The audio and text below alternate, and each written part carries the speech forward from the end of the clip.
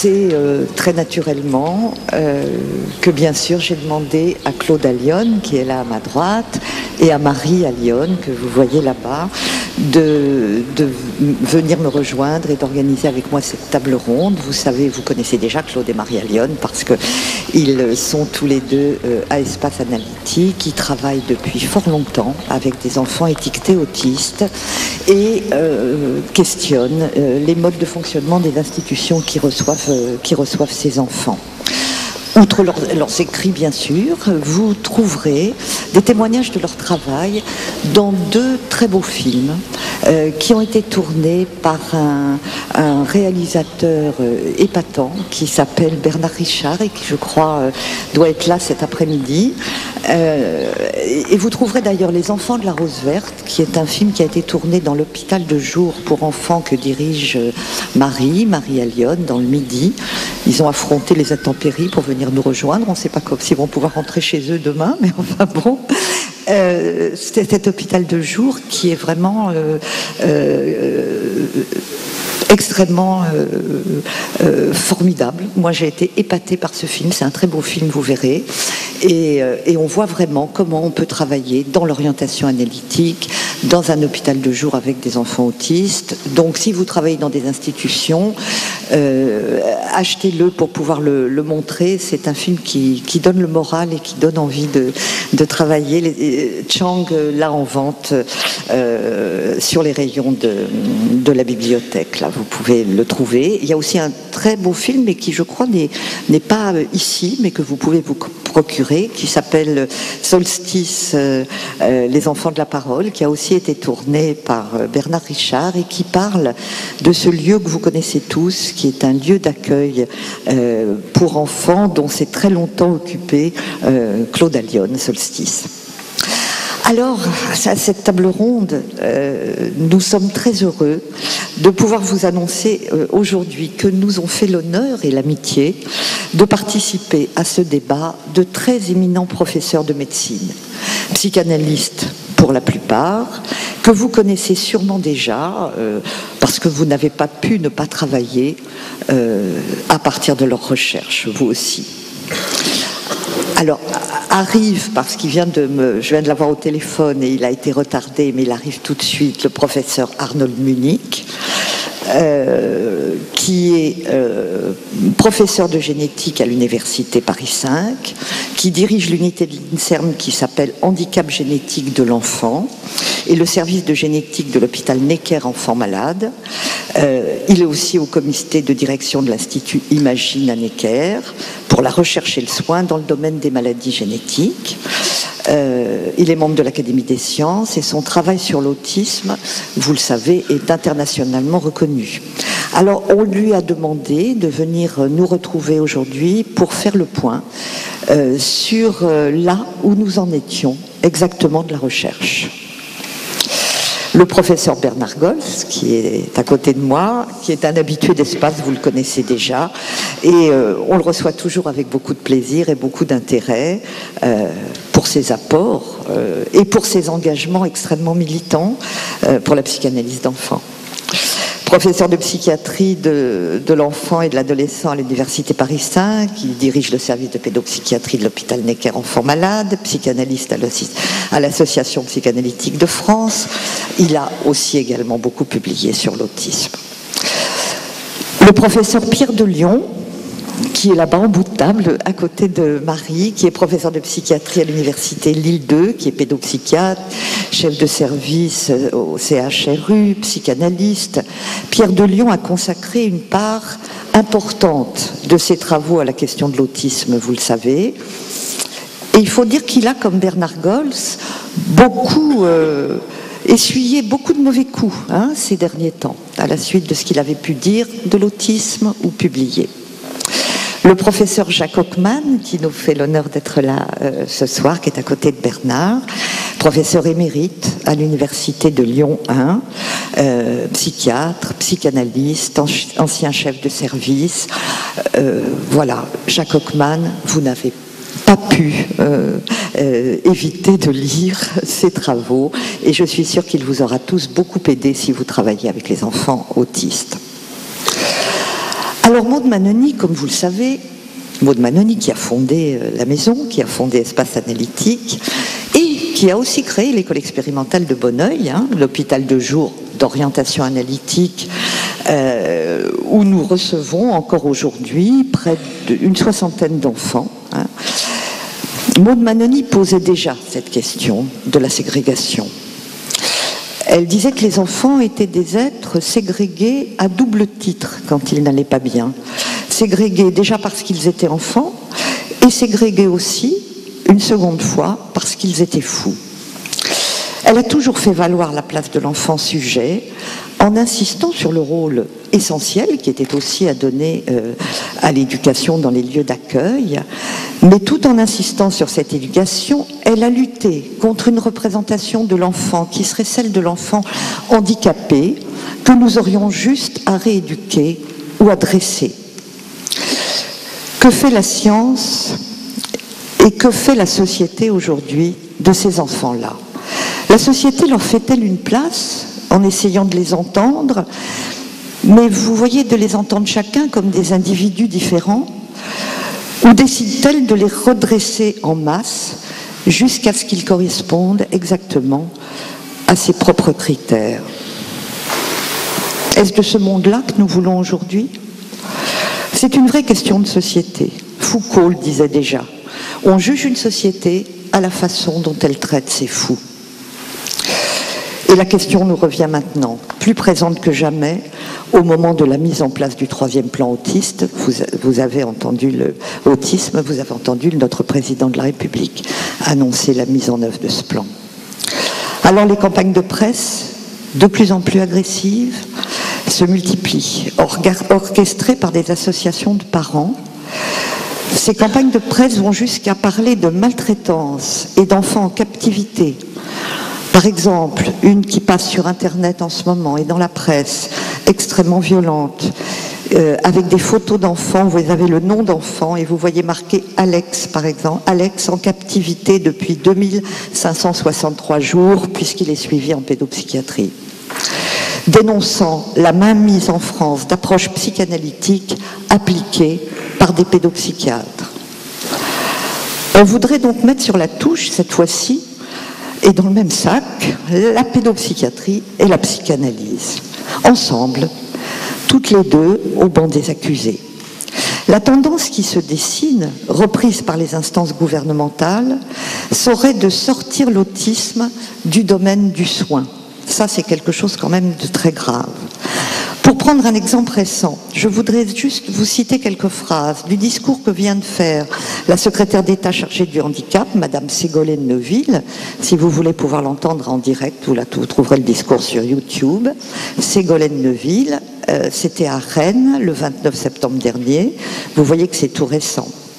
Elle affirme, je la cite, que nous savons maintenant que l'autisme n'est pas une maladie psychiatrique comme nous l'avions longtemps pensé, et que la psychanalyse ne peut rien contre l'autisme. C'est, dit-elle, scientifiquement prouvé. Il s'agit, je la cite, d'un handicap d'origine génétique et neurologique. Les enfants n'ont donc pas à l'avenir leur place en hôpital de jour dépendant de la pédopsychiatrie, mais dans des lieux qui pratiqueraient non pas le soin et l'apprentissage, mais la rééducation seulement, cela devant avoir lieu de préférence dans les écoles elles-mêmes. Pourtant, nous savons bien qu'à l'heure actuelle, aucun traitement n'a vraiment fait la preuve d'une efficacité qui serait supérieure à l'efficacité d'un autre traitement. Ce qui brouille aussi les cartes, c'est que pour les psychanalystes, l'autisme dont nous parlons ressemble surtout à celui de Kanner, et que pour les tenants des autres méthodes, et qui se réfèrent au DSM, les troubles du spectre autistique, les TSA, comprennent beaucoup plus de choses que simplement l'autisme de Kanner. Et vous savez que le prochain DSM, il n'y aura plus de psychose infantile, tout ça fera partie des TSA, et toutes sortes de divers troubles du comportement feront aussi partie des troubles du spectre autistique, y compris même sur les dernières échelles, la grande timidité. Il y a donc aujourd'hui 10 fois plus d'autistes qu'autrefois. Ce n'est pas une épidémie, mais c'est un changement de diagnostic. De toute façon, hélas, on sait bien que sur l'autisme de Kanner, malheureusement, et croyez bien qu'on est le premier à le déplorer, les thérapies comportementales, ça ne marche pas. Alors bien sûr, et plus que jamais, c'est le moment de faire connaître notre travail, de faire savoir comment on travaille et de faire entendre notre point de vue, le nôtre, mais aussi c'est le moment que des parents créent des associations. Nous avons entendu dire qu'une était en train de se créer actuellement, dont on ne manquera pas de vous donner les coordonnées pour que vous la fassiez connaître aux parents que vous rencontrez, qui est une association qui veut simplement défendre le droit pour les parents de choisir la méthode de soins pour les enfants.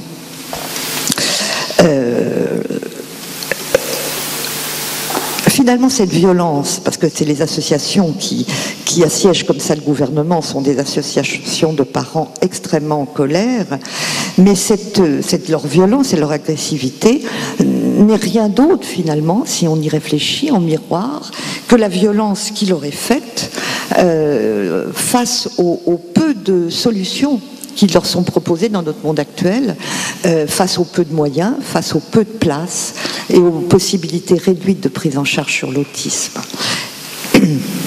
Alors c'est le moment en effet de faire savoir que oui, nous pouvons travailler avec les enfants autistes. Le moment de dire comment nous travaillons et comment les enfants progressent pendant les cures ou pendant les prises en charge dans les hôpitaux de pédopsychiatrie. Nous allons d'ailleurs prochainement proposer à Espace une journée de travail où il sera question de clinique avec les autistes. On en parlait encore tout à l'heure avec Claude et Marie à Lyon, et où on proposera aux intervenants de venir nous parler d'une cure, mais sur un temps très long, du début jusqu'à la fin de la cure, et qu'on puisse vraiment parler là de clinique. Bien sûr, à cette réunion, vous serez tous conviés, vous aurez ça dans le courrier d'Espace. Mais aujourd'hui, nous faisons le point sur là où nous en sommes actuellement, de cette question qui déclenche tant de polémiques et de ce qui est en train de se passer par rapport aux prises de position gouvernementales. Voilà, donc, nous avons demandé, mais il va arriver tout à l'heure, parce que la science nous intéresse, nous avions demandé à Arnold Munich. T'es là, Arnold ? Viens tout de suite. Voilà, il vient d'arriver, le professeur Munich. Merci Arnold d'être là. Vous savez qu'on est vraiment très touchés qu'Arnold puisse être venu avec nous. Arnold, t'as ta clé, t'as tout. On va te donner l'ordinateur. Hein, oui, il lui faut l'ordinateur.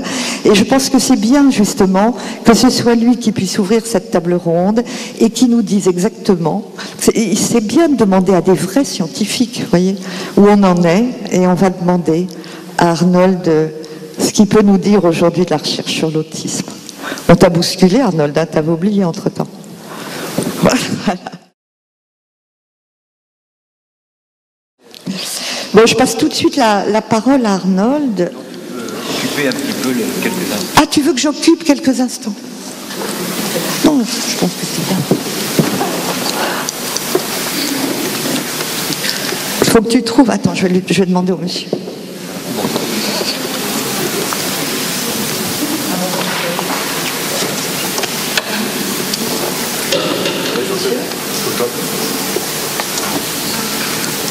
On a été lâchement abandonnés. Supprime-moi avant jamais.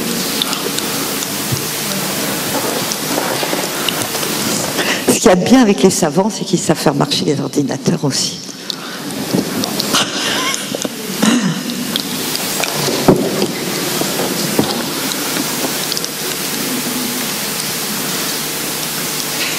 Oui, je pense que c'est mieux qu'Arnold commence et puis qu'on puisse rebondir après sur tout ce qu'il va nous dire.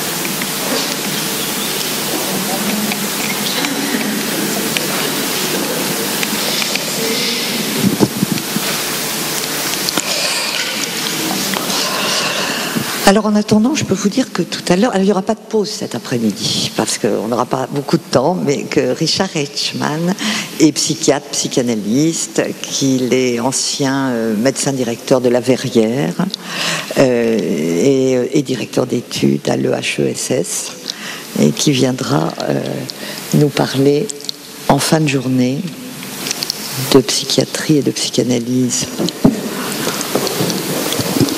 Merci beaucoup. Voilà, Catherine. Arnold, merci, tu as la parole. Merci infiniment.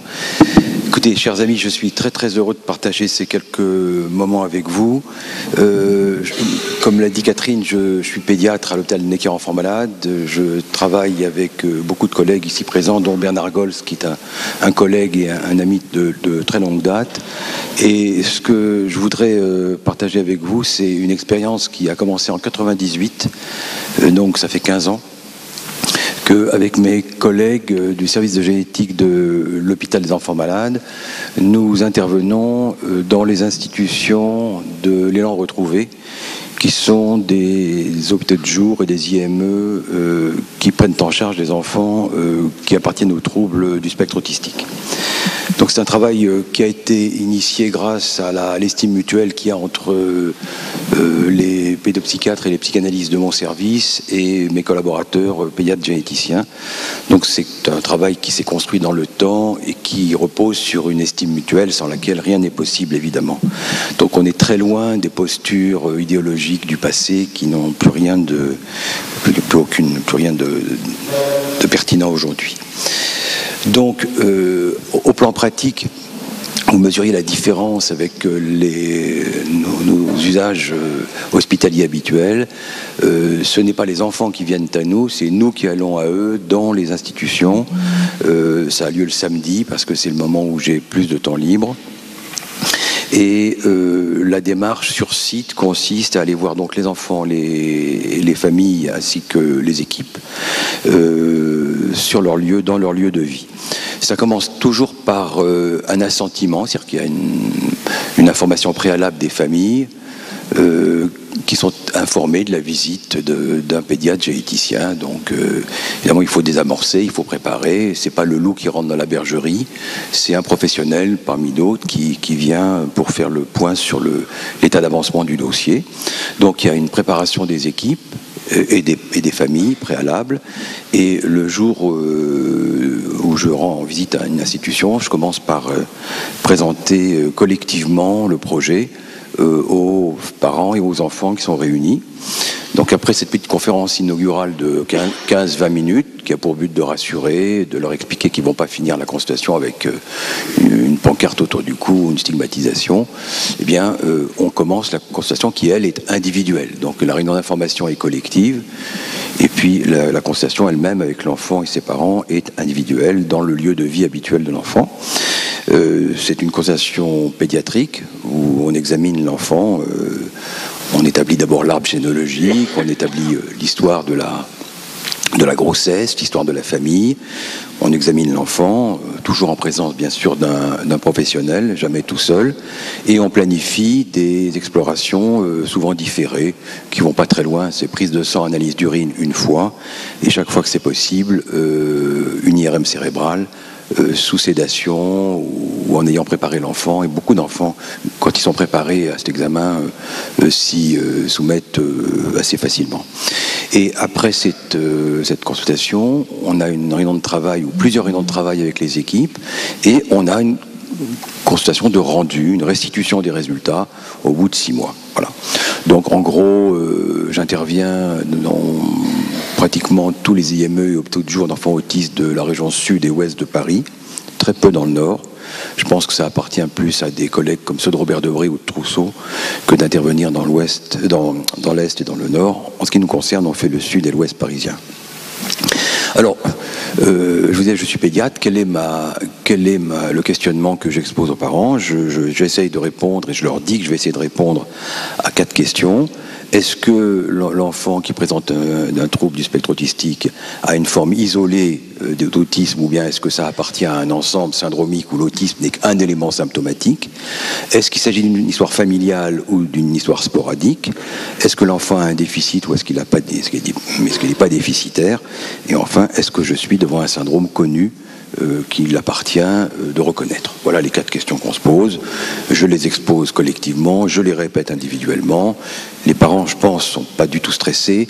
Et comme je dis récemment à Bernard, quand on se voyait pour en parler de ce travail, j'ai l'impression que, à la différence de nos interventions dans son service, qui sont très précoces dans l'histoire de la maladie, quand nous arrivons dans les hôpitaux de jour, nous sommes attendus, nous sommes espérés, nous sommes attendus. Alors que nous sommes un peu des surprises lorsque nous sommes amenés à intervenir dans le service de Bernard beaucoup plus tôt dans le temps. Donc il y a une histoire de temporalité dans tout ça, il y a un moment pour tout, et c'est peut-être très tôt quand les enfants viennent voir Bernard à Necker, c'est le bon moment, et c'est même parfois un peu tard, quand on intervient vers 7 ans, 8 ans, 9 ans, 10 ans dans les hôpitaux de jour et qu'on s'aperçoit qu'en réalité ils ont jamais vu de pédiatre, ou neurologue ni de généticien. Alors, comme on n'est pas très bon en termes de corrélation entre gènes et symptômes, j'ai appris à mes dépens qu'il y a une seule stratégie, c'est celle d'être systématique. Donc on suit en fait un protocole qu'on explique et qui, outre l'examen clinique, l'interrogatoire et l'arbre généalogique, comporte des explorations qui sont réalisées à titre systématique. L'imagerie cérébrale, quand on peut, on le peut souvent, des karyotypes moléculaires dont je vais vous dire un mot, des explorations génétiques et des explorations métaboliques. Alors, le but de cette diapositive n'est pas de passer en revue les étiologies qui sont sur cette dia, ça n'a absolument aucun intérêt, mais je vais vous dire que quand on a fait le point en 2013, quand on a renouvelé le contrat avec l'Agence régionale de santé, l'ARS Île-de-France, qui est partenaire de notre travail, on devrait saluer leur engagement et les remercier de rendre possible ce travail sur site. Et bien, quand on a fait le compte en 2013, l'année dernière, on avait vu 300 enfants. Ça s'est augmenté beaucoup en 2013-2014, beaucoup. Mais en 15 années, on est passé de 3% de diagnostic organique à 25 à 30%. Donc voilà une idée, un chiffre palpable et mesurable. Quand on a commencé à 98, 3%. Quand on intervient en 2013, 30%. Donc, comment on est passé de 3 à 30% de diagnostic organique? Évidemment, il n'y a pas de biais, hein. Il n'y a pas plus d'enfants atteints de maladies organiques, pas du tout. Les enfants sont les mêmes, les familles ne sont pas différentes. Ce qui s'est passé en 15 ans, c'est le progrès de la technologie. Donc on est passé d'une quasi-impuissance diagnostique à une certaine capacité à porter des diagnostics organiques chez ces enfants. Donc en gros, on fait le diagnostic aujourd'hui de 25 à 30% d'origine organique des syndromes autistiques. Donc je ne dis pas que l'organicité que je mets en évidence est le seul déterminant du symptôme. Loin de moi de penser cela. Vraiment, c'est pas la flagornerie envers vous que de dire cela. Je pense vraiment que dans ces problématiques complexes, il y a un fondement organique sur lequel vient s'imprimer toutes sortes de facteurs.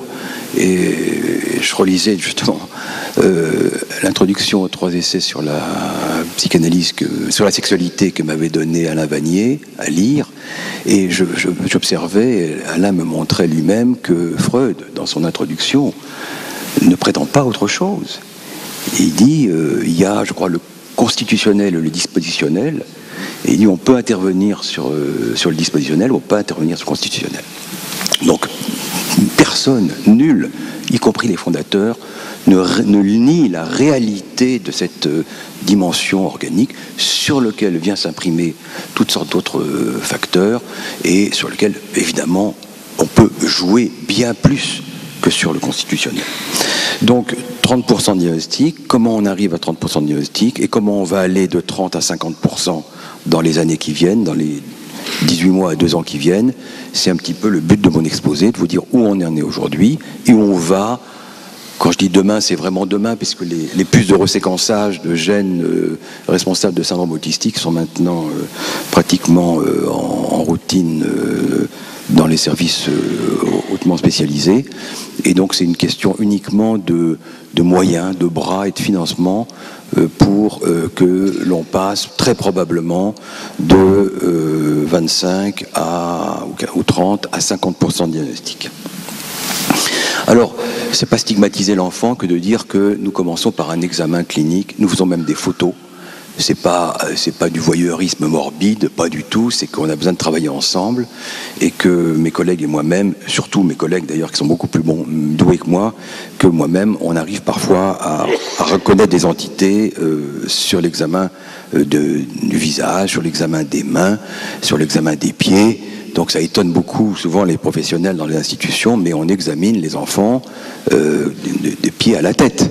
Des pieds à la tête, et souvent les familles disent mais c'est docteur, c'est incroyable, on n'a jamais examiné mon enfant, personne ne l'a jamais examiné, et ça ne laisse pas de me surprendre. Et il y a des petits symptômes, c'est pas votre métier, c'est le nôtre, que d'apprendre les petits signes sur lesquels on évoque un diagnostic. Alors quand on est pédiatre, c'est facile chez cet enfant autiste de dire qu'il a un syndrome de Kabuki, parce que c'est des signes que nous, pédiatres, nous apprenons à connaître à l'âge pédiatrique.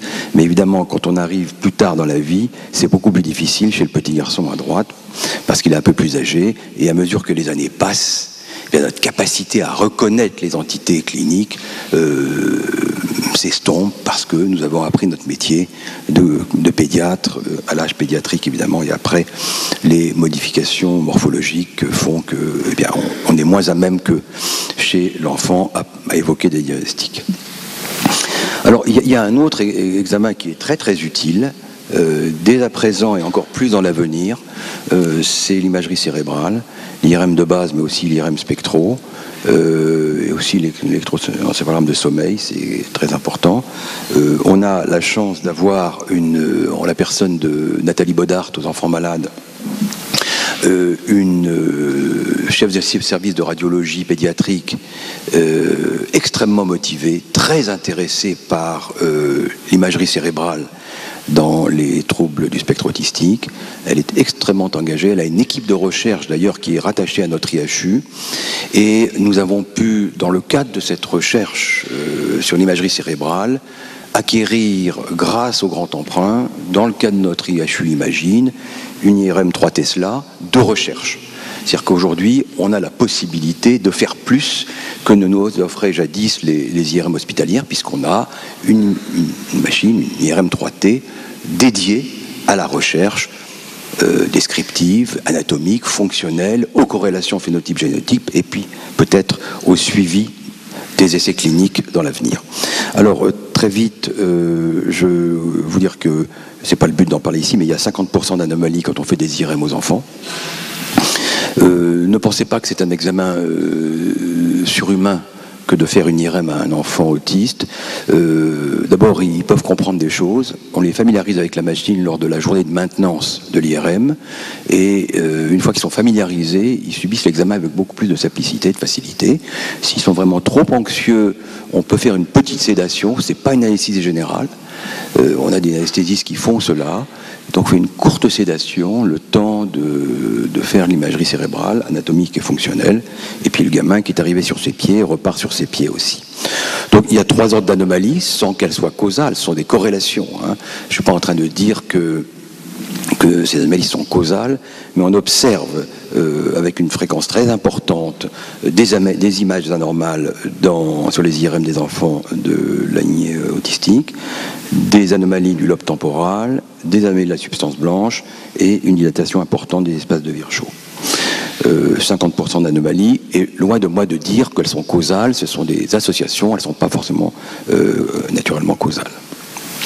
De temps en temps, on a une surprise spectaculaire, comme la découverte par exemple de déficit de synthèse de la créatine, qu'on ne peut voir qu'à l'IRM spectro, ou avec quelques explorations métaboliques compliquées. Et sur cet IRM spectro, vous voyez très bien que sur la partie droite, pour moi, de la diapositive, l'enfant a 3 pics, dont un pic central qui est le pic de créatine, ici, que je vous marque ici. Et vous voyez que sur le spectre de gauche, cet enfant n'a pas du tout de créatine. Donc il s'agit d'un syndrome autistique qui est révélateur d'une maladie génétique, anomalie de synthèse de la créatine. Donc il s'agit de la présentation psychiatrique d'une maladie métabolique d'ordre génétique, défaut de synthèse de la créatine, autisme, épilepsie, retard cognitif. Ce qui est spectaculaire dans cette entité, c'est que faire le diagnostic, c'est pratiquement l'assurance d'améliorer le pronostic. Donc ces enfants, dès lors qu'on les remet à la créatine par voie orale, cessent de convulser, cessent d'être dystoniques et reprennent des acquisitions cognitives assez spectaculaires, même à 10 ans, 11 ans, 12 ans. J'en ai des expériences personnelles. Donc je ne dis pas que ça arrive tous les jours, mais il y a un petit nombre d'enfants autistes, retardés, qui avaient un déficit en créatine dont l'évolution a été améliorée par le traitement spécifique. Bilan métabolique, c'est l'occasion de faire le lien très vite. Pour le moment, l'efficacité est faible, mais ce bilan est indispensable parce que ce sont de ces étiologies que nous tirons les traitements, les quelques traitements qui sont de nature à améliorer l'évolution. Donc ce bilan métabolique, il faut le faire une fois, peut-être éventuellement le répéter à mesure que les connaissances progressent, et même si son efficience est faible, il est indispensable. Je vais sauter. Après, je voudrais vous parler de la troisième catégorie d'exploration. Ça sera génétique et cytogénétique. Les deux ont été rendus possibles par l'essor des connaissances et le passage de ces tests en application pratique.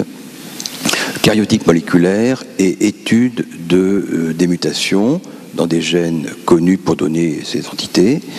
Alors, d'abord le karyotype moléculaire. C'est un jeu d'enfant de niveau CP que de comprendre ce petit dessin. Ici, voilà l'appariement des 2 chromosomes parentaux de cet enfant à la méiose. Voilà un appariement qui est normal, mais comme il y a des similitudes des séquences entre elles, qui sont des séquences répétées, il peut se faire que l'appariement à la méiose se fasse de manière décalée, et au lieu que le segment bleu proximal s'hybride au segment rouge proximal, eh bien, il y a un décalage qui fait qu'à l'issue de la méiose, vous avez un gamète qui est délété, un bout en moins, et un gamète qui est dupliqué, un bout en plus. Donc c'est un jeu d'enfant. D'ailleurs, comme est un jeu d'enfant, le screening, maintenant moléculaire, qui est assez robuste, qui remplace le karyotype. Donc c'est l'occasion pour moi de vous dire que les enfants qui ont eu un karyotype il y a 5 ans, 10 ans, c'est totalement obsolète. Il y a 10 ans, pour nous, c'est la préhistoire. Il y a 5 ans, c'est le Moyen-Âge. Et il y a 2 ans, c'est la Renaissance. Oui. Donc, il y a une accélération des connaissances qui est incroyable, qui fait qu'aujourd'hui, on peut tester de manière automatisée à haut débit le génome de ces patients, ceux-là et les autres, à la recherche d'un gain ou d'une perte de fonction. C'est extrêmement simple. Là encore, vous verrez, c'est du niveau CP. Regardez cette ligne de base. Pas besoin d'être un grand scientifique pour voir que vous avez des points alignés. C'est des sondes qui explorent tout le chromosome. Ici, c'est le chromosome X. Là, vous avez le chromosome 4. Ici, le chromosome 21. Peu importe. Et vous voyez très bien qu'il y a des patients qui ont des petits points en dessous ou des petits points au-dessus. C'est-à-dire que ces patients ont soit une délétion, soit une duplication, soit perte de matériel génétique, soit gain de matériel génétique. Alors cet examen que je vous montre là, qu'on appelle le karyotype moléculaire ou Comparative Genomic Hybridization en anglais, hybridation génomique comparative, c'est seulement celui de tous les examens qui ont apporté le plus de diagnostics organiques dans les enfants atteints de troubles du spectre autistique. C'est là que réside le plus grand nombre de diagnostics. C'est pas la même anomalie qui revient N fois, c'est un très grand nombre d'anomalies qui sont souvent exceptionnelles, ponctuelles, presque uniques. Donc vous avez un symptôme qui est le trouble du spectre autistique, et qui est un symptôme, mais qui est le résultat d'étiologies extrêmement différentes qui concourent à ce symptôme. Et ces étiologies, vous les voyez ici, toutes diverses, tous des enfants qu'on avait diagnostiqués, avec tantôt des gains, tantôt des pertes de substances, de bouts de chromosomes. Alors voilà les conclusions que je tire de tout cela. Je vais aller vite vers ma conclusion. Ce que je retiens de ces explorations, c'est qu'aujourd'hui nous trouvons des étiologies aux enfants qui ont un TED, surtout dans les formes atypiques, syndromiques et déficitaires. C'est là que notre capacité à porter pour le moment des diagnostics est la plus manifeste. Donc essentiellement dans les formes atypiques, syndromiques et déficitaires, beaucoup moins dans les formes typiques, non syndromiques et non déficitaires. Donc c'est vraiment le seul taking home message que je vous délivre aujourd'hui. Plus vos gamins sont atypiques ou déficitaires, moins vous pouvez vous dispenser de cette exploration. Au contraire, plus ils sont typiques, moins ils sont déficitaires, moins c'est grave pour l'enfant et sa fratrie de différer un petit peu l'exploration. Alors ce qui se passe, l'élément nouveau, c'est qu'il y a actuellement plus de 200 gènes, et je parle plus d'anomalies chromosomiques, je parle plus de remaniement, gain ou perte de fonction. Je parle de publications médicales et scientifiques rapportant des syndromes autistiques chez des sujets présentant des mutations dans des gènes, des mutations accidentelles le plus souvent, rarement héritées, plus souvent accidentelles. On compte aujourd'hui plus de 200, 253 exactement, gènes qui peuvent donner des syndromes autistiques ou des retards mentaux avec syndrome autistique.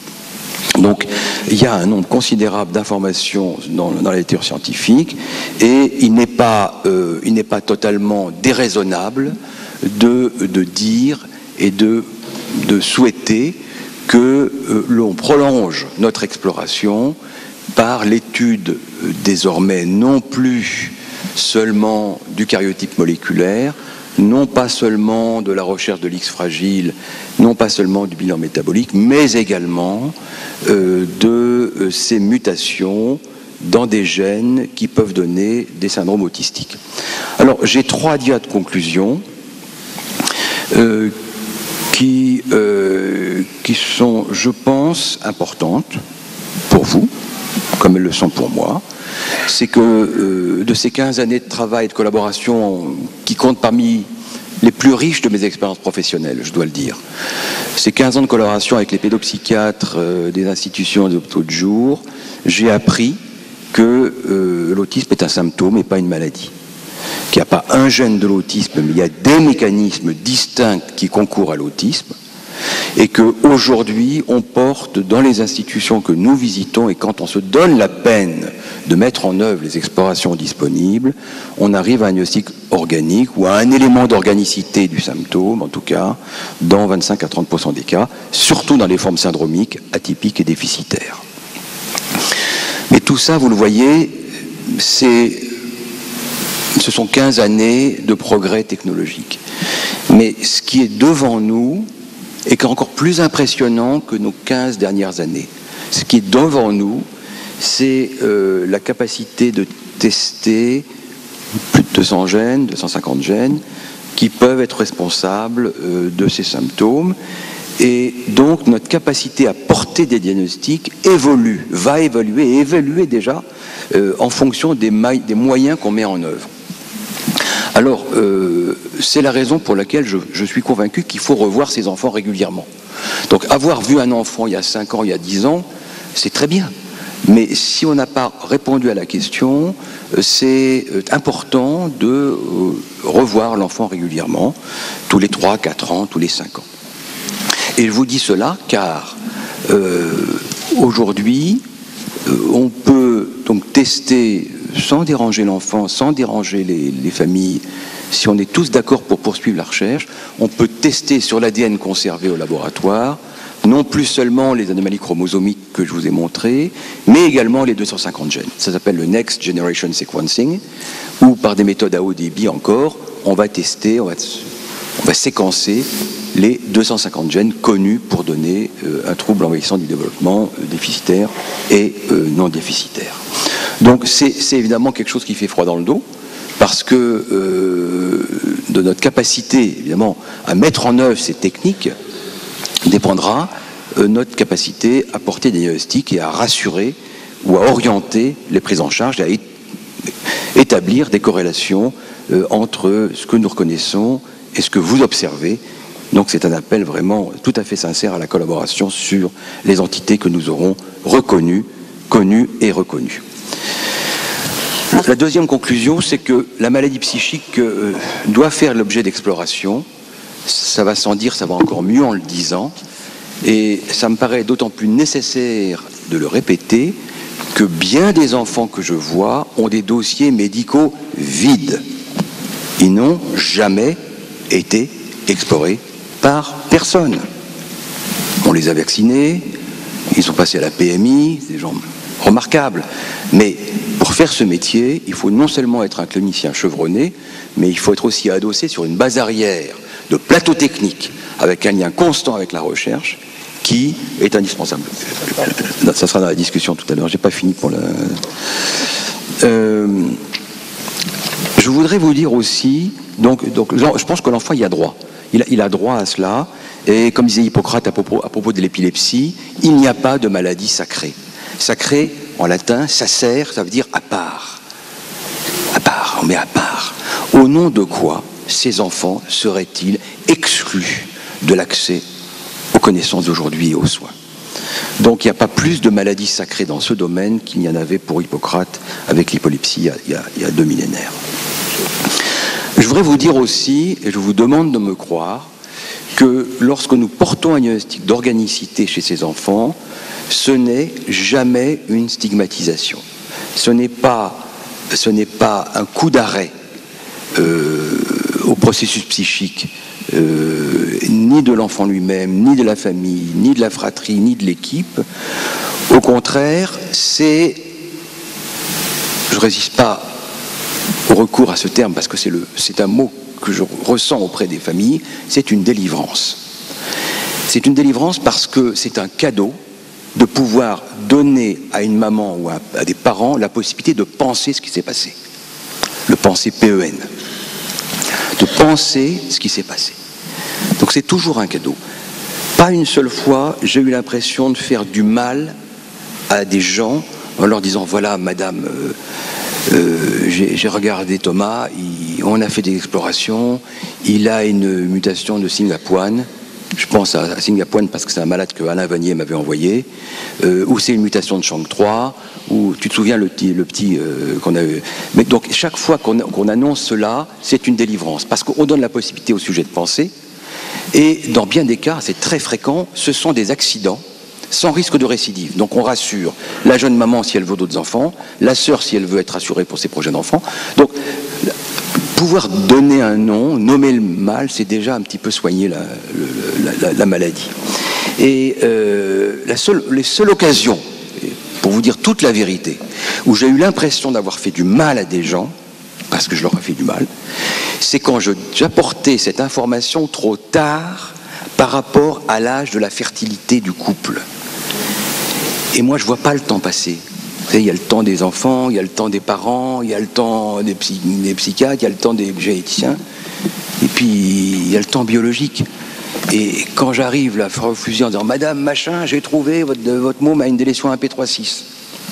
Super, vous allez pouvoir avoir. » Dit docteur, « Non mais vous plaisantez ou quoi ?» Et là, on se rend compte que le temps est passé, et que c'est plus d'actualité, et que là, si on arrive trop tard, quand il n'y a pas eu une récidive, déjà Dieu merci quand il n'y a pas eu une récidive, mais quand on arrive avec une information de cette nature trop tard, alors on ne fait pas de bien, on fait plutôt du mal. Et alors là, la femme s'effondre en sanglots, mon Dieu, et dire que j'aurais pu avoir un autre enfant en toute sécurité. Et je me suis privé de ce bonheur, qui était le bonheur de ma vie, la joie de ma vie, c'était d'avoir un autre enfant. Et au risque de la récidive, je n'ai pas tenté cette chance, et puis il n'y avait pas de risque. Alors là, on se dit vraiment, on arrive trop tard, quoi. On arrive trop tard. Je voudrais vous dire, et là encore, c'est pas de la flagornerie, je fais pas du politiquement correct parce que je suis devant cet auditoire. Je travaille depuis 1990 en collaboration étroite avec des psychanalystes et des psychologues et des psychiatres dans notre service, et en lien avec mon collègue et ami Bernard Gols. Je pense que ce que je vous raconte là n'est pas exclusif de quoi que ce soit. Et je ne fais pas du politiquement correct en vous disant ça. Je vous dis seulement que ce que nous apportons, notre petite contribution mineure, minime, vous aide. Elle n'est pas exclusive d'autres approches, et elle aide le sujet, sa famille et les professionnels à refonder un travail avec le sujet et avec son environnement. Et on peut repartir d'un autre pied, parce qu'on n'apporte pas toutes les solutions, comme le dit magnifiquement dans l'introduction des 3 essais sur la sexualité Freud. On apporte notre petite contribution, à vous de jouer, sur la base de cette réalité que nous avons contribué à mettre un petit peu en lumière. Ce n'est possible que dans une estime et un respect mutuel. Si on s'envoie en l'air des représentations idéologiques ou des parties de bras de fer ou des jeux d'emprise mutuels, c'est foutu. Ce n'est possible que dans un respect mutuel du rôle de chacun. Je ne vais pas me substituer à l'équipe qui fait le travail dans les institutions. Quand je l'ai fait d'ailleurs, je m'en suis mordu les doigts parce que j'ai fait des bêtises. On ne peut pas se substituer à eux et à elles. On peut intervenir en tant qu'expert, mais en aucun moment se substituer à eux. Alors, je voudrais vous dire, et c'est ma dernière diapositive, c'est vrai qu'il y a un autre champ pour la psychopathologie de l'autisme, pour nous. Ce ne sont pas les anomalies inscrites dans le génome, mais celles qui résultent de modifications de l'expression des gènes qu'on appelle épigénétiques. Donc tout ce que je vous ai raconté depuis le début, c'est des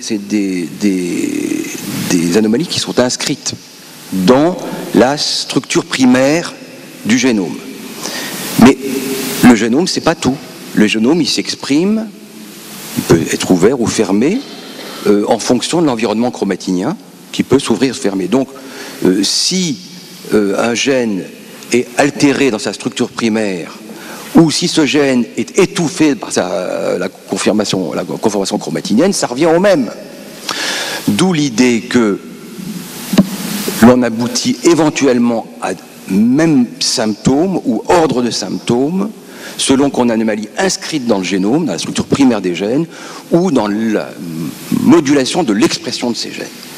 Et là encore, je pense que à the end of the day, on va arriver à réconcilier les hypothèses psychodynamiques et organiques de l'autisme, parce que qu'on inactive un gène par une anomalie de sa structure primaire ou secondaire, ou par une anomalie de son expression liée à l'environnement, liée à l'environnement du sujet, en intra-utérin, en extra-utérin, à l'histoire de sa grand-mère, de son arrière-grand-mère, au couscous qu'a mangé ma grand-mère, etc. Peu importe, on va arriver finalement à des belles hypothèses physiopathologiques. Mais pour faire cela, et nous faisons cela actuellement dans notre laboratoire, encore faut-il avoir exclu les anomalies primitives de la structure des gènes et des chromosomes. C'est un préalable aux recherches ultérieures d'ordre épigénétique. Alors, tout ça pour vous dire que c'est quand même pas facile, parce que la génétique reste diabolisée. On ne voit pas de gaieté de cœur arriver à un pédiatre généticien dans les institutions, donc ça demande un travail d'approche, de courtoisie, de respect du rôle de chacun, très, très difficile. Les équipes ne sont pas toujours prêtes. Je parle pas forcément des psychiatres et des psychanalystes, mais les éducateurs aussi, et les psychologues qui ont vécu avec une représentation de la maladie qui est en train d'être bousculée. Et ben, c'est pas très facile de voir arriver un zombie qui raconte ce que je vous raconte aujourd'hui. Donc c'est pas facile. Donc c'est pas facile, la science n'est pas facile. L'implémentation de ces explorations en termes d'économie de santé n'est pas facile.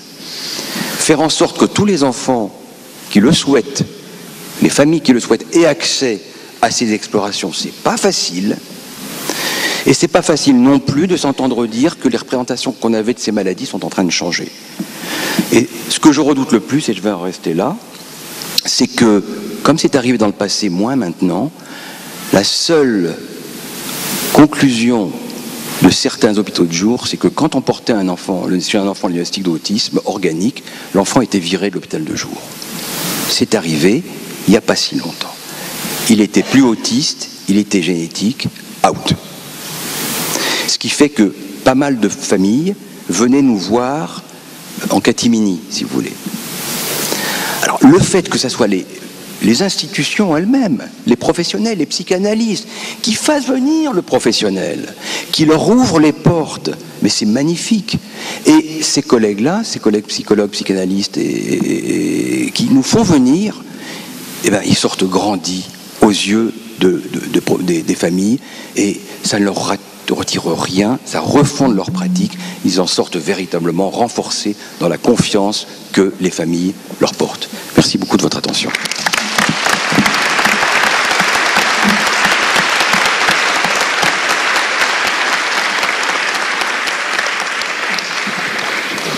Jacques Hockman.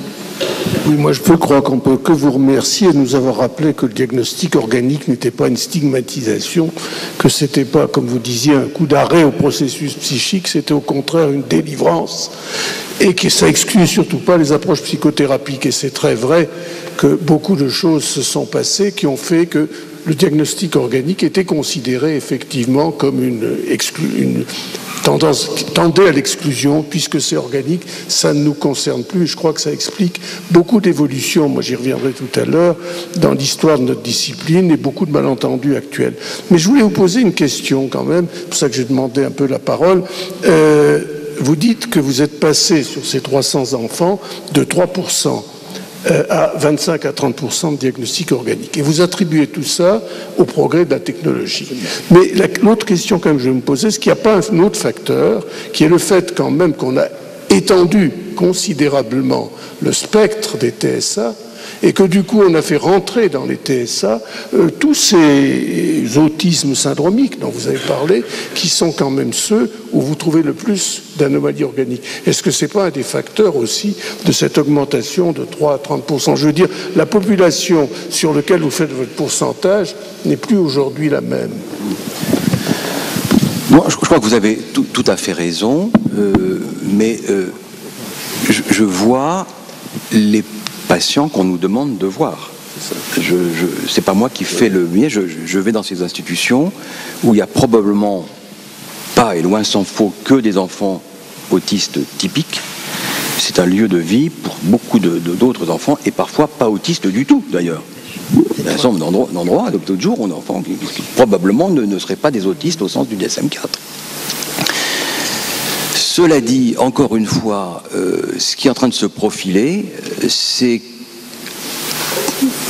que on ne peut passer à d'autres recherches sur l'autisme typique,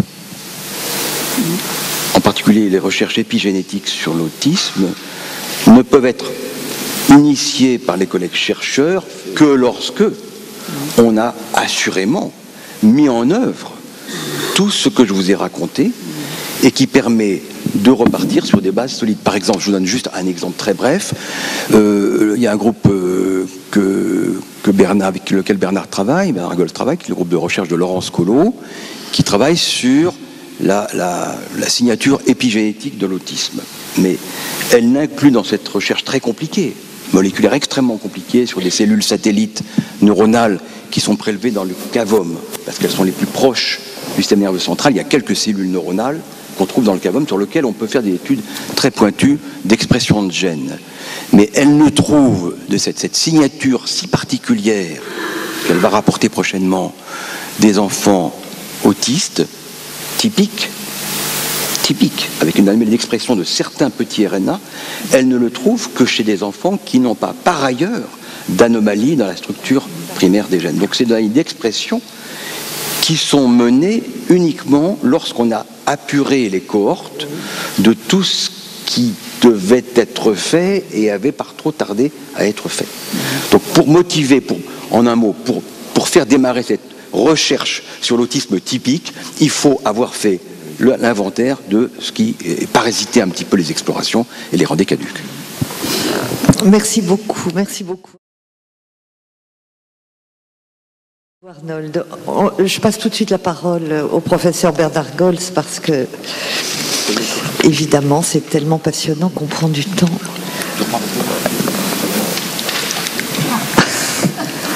Bernard Goll. Mais alors moi, je ne sais pas remettre mon truc, moi.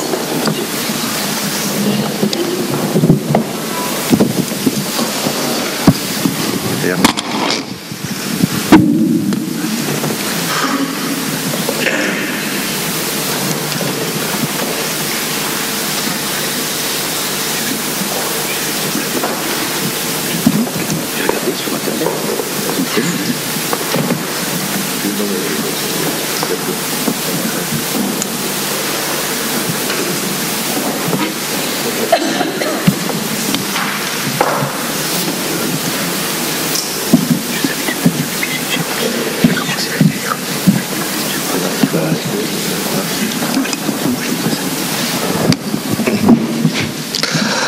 Voilà, merci beaucoup.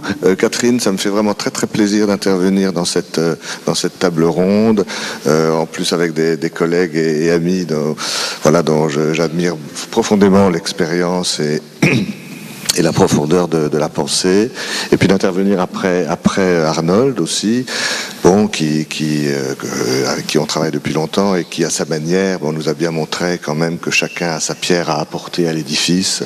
Voilà, il n'a pas prononcé le mot, mais je pense qu'implicitement il y avait l'idée d'un modèle polyfactoriel avec plusieurs portes d'entrée et une génétique maintenant qui est une génétique soit de causalité partielle, soit de susceptibilité, enfin évidemment qui nous intéresse énormément. Alors le thème que tu m'as confié, autisme entre psychanalyse et neurosciences, est un thème que je crois absolument essentiel. Bon, on a eu une période là terrible d'attaques fanatiques sur la psychanalyse dans l'autisme, d'attaques sur la psychanalyse en général. Je dis souvent que ce qui est plus inquiétant encore, c'est que derrière ça, il y a une attaque sur le soin psychique, voire même sur les sciences humaines, et que c'est une période vraiment hard. Vraiment hard. Alors Arnold disait que la génétique est diabolisée, mais alors la psychanalyse, n'en parlons pas, c'est pas tout à fait sur le même plan, mais bon. Je pense que la génétique a un avenir plus clair que la psychanalyse pour l'instant, mais il faut tenir bon. Voilà. Et pour tenir bon, il faut que cette psychanalyse, bien sûr, s'ouvre au contexte scientifique ambiant, sans perdre son âme. C'est ce que j'ai essayé d'expliquer dans mon livre l'année dernière chez Odile Jacob, Mon combat pour les enfants autistes. Alors, une ou deux remarques générales avant d'en venir à la recherche de comment on peut essayer d'articuler un petit peu les approches. Ce que je vais dire, c'est sur le fond du fait que, bien sûr, ces disciplines ne sont pas superposables, qu'il faut éviter tous les amalgames et toutes les confusions épistémologiques, que le concept de neuropsychanalyse est extrêmement délicat. Il a été lancé par Mark Solms il y a déjà un certain nombre d'années, avec d'ailleurs Peter Fonagy au centre Anna Freud à Londres.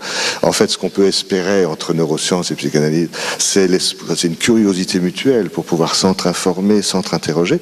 Mais c'est vrai qu'il y a une dissymétrie très profonde de cette curiosité réciproque, parce que nous, psychanalystes ou pédopsychiatres, si on veut s'intéresser à tel ou tel aspect de la neuropédiatrie, de la génétique ou de l'IRM, je veux dire, c'est du travail. Enfin, je veux dire, c'est tout à fait faisable. On peut pas demander aux neuroscientifiques qui sont sous le poids de la tyrannie, de l'impact factor, de passer beaucoup de temps à lire Freud et la psychanalyse. Alors, je vois qu'Alain a réussi quand même à passer les 3 essais sur la théorie de la sexualité à Arnold. C'est formidable. C'est formidable. Et comme moi je suis très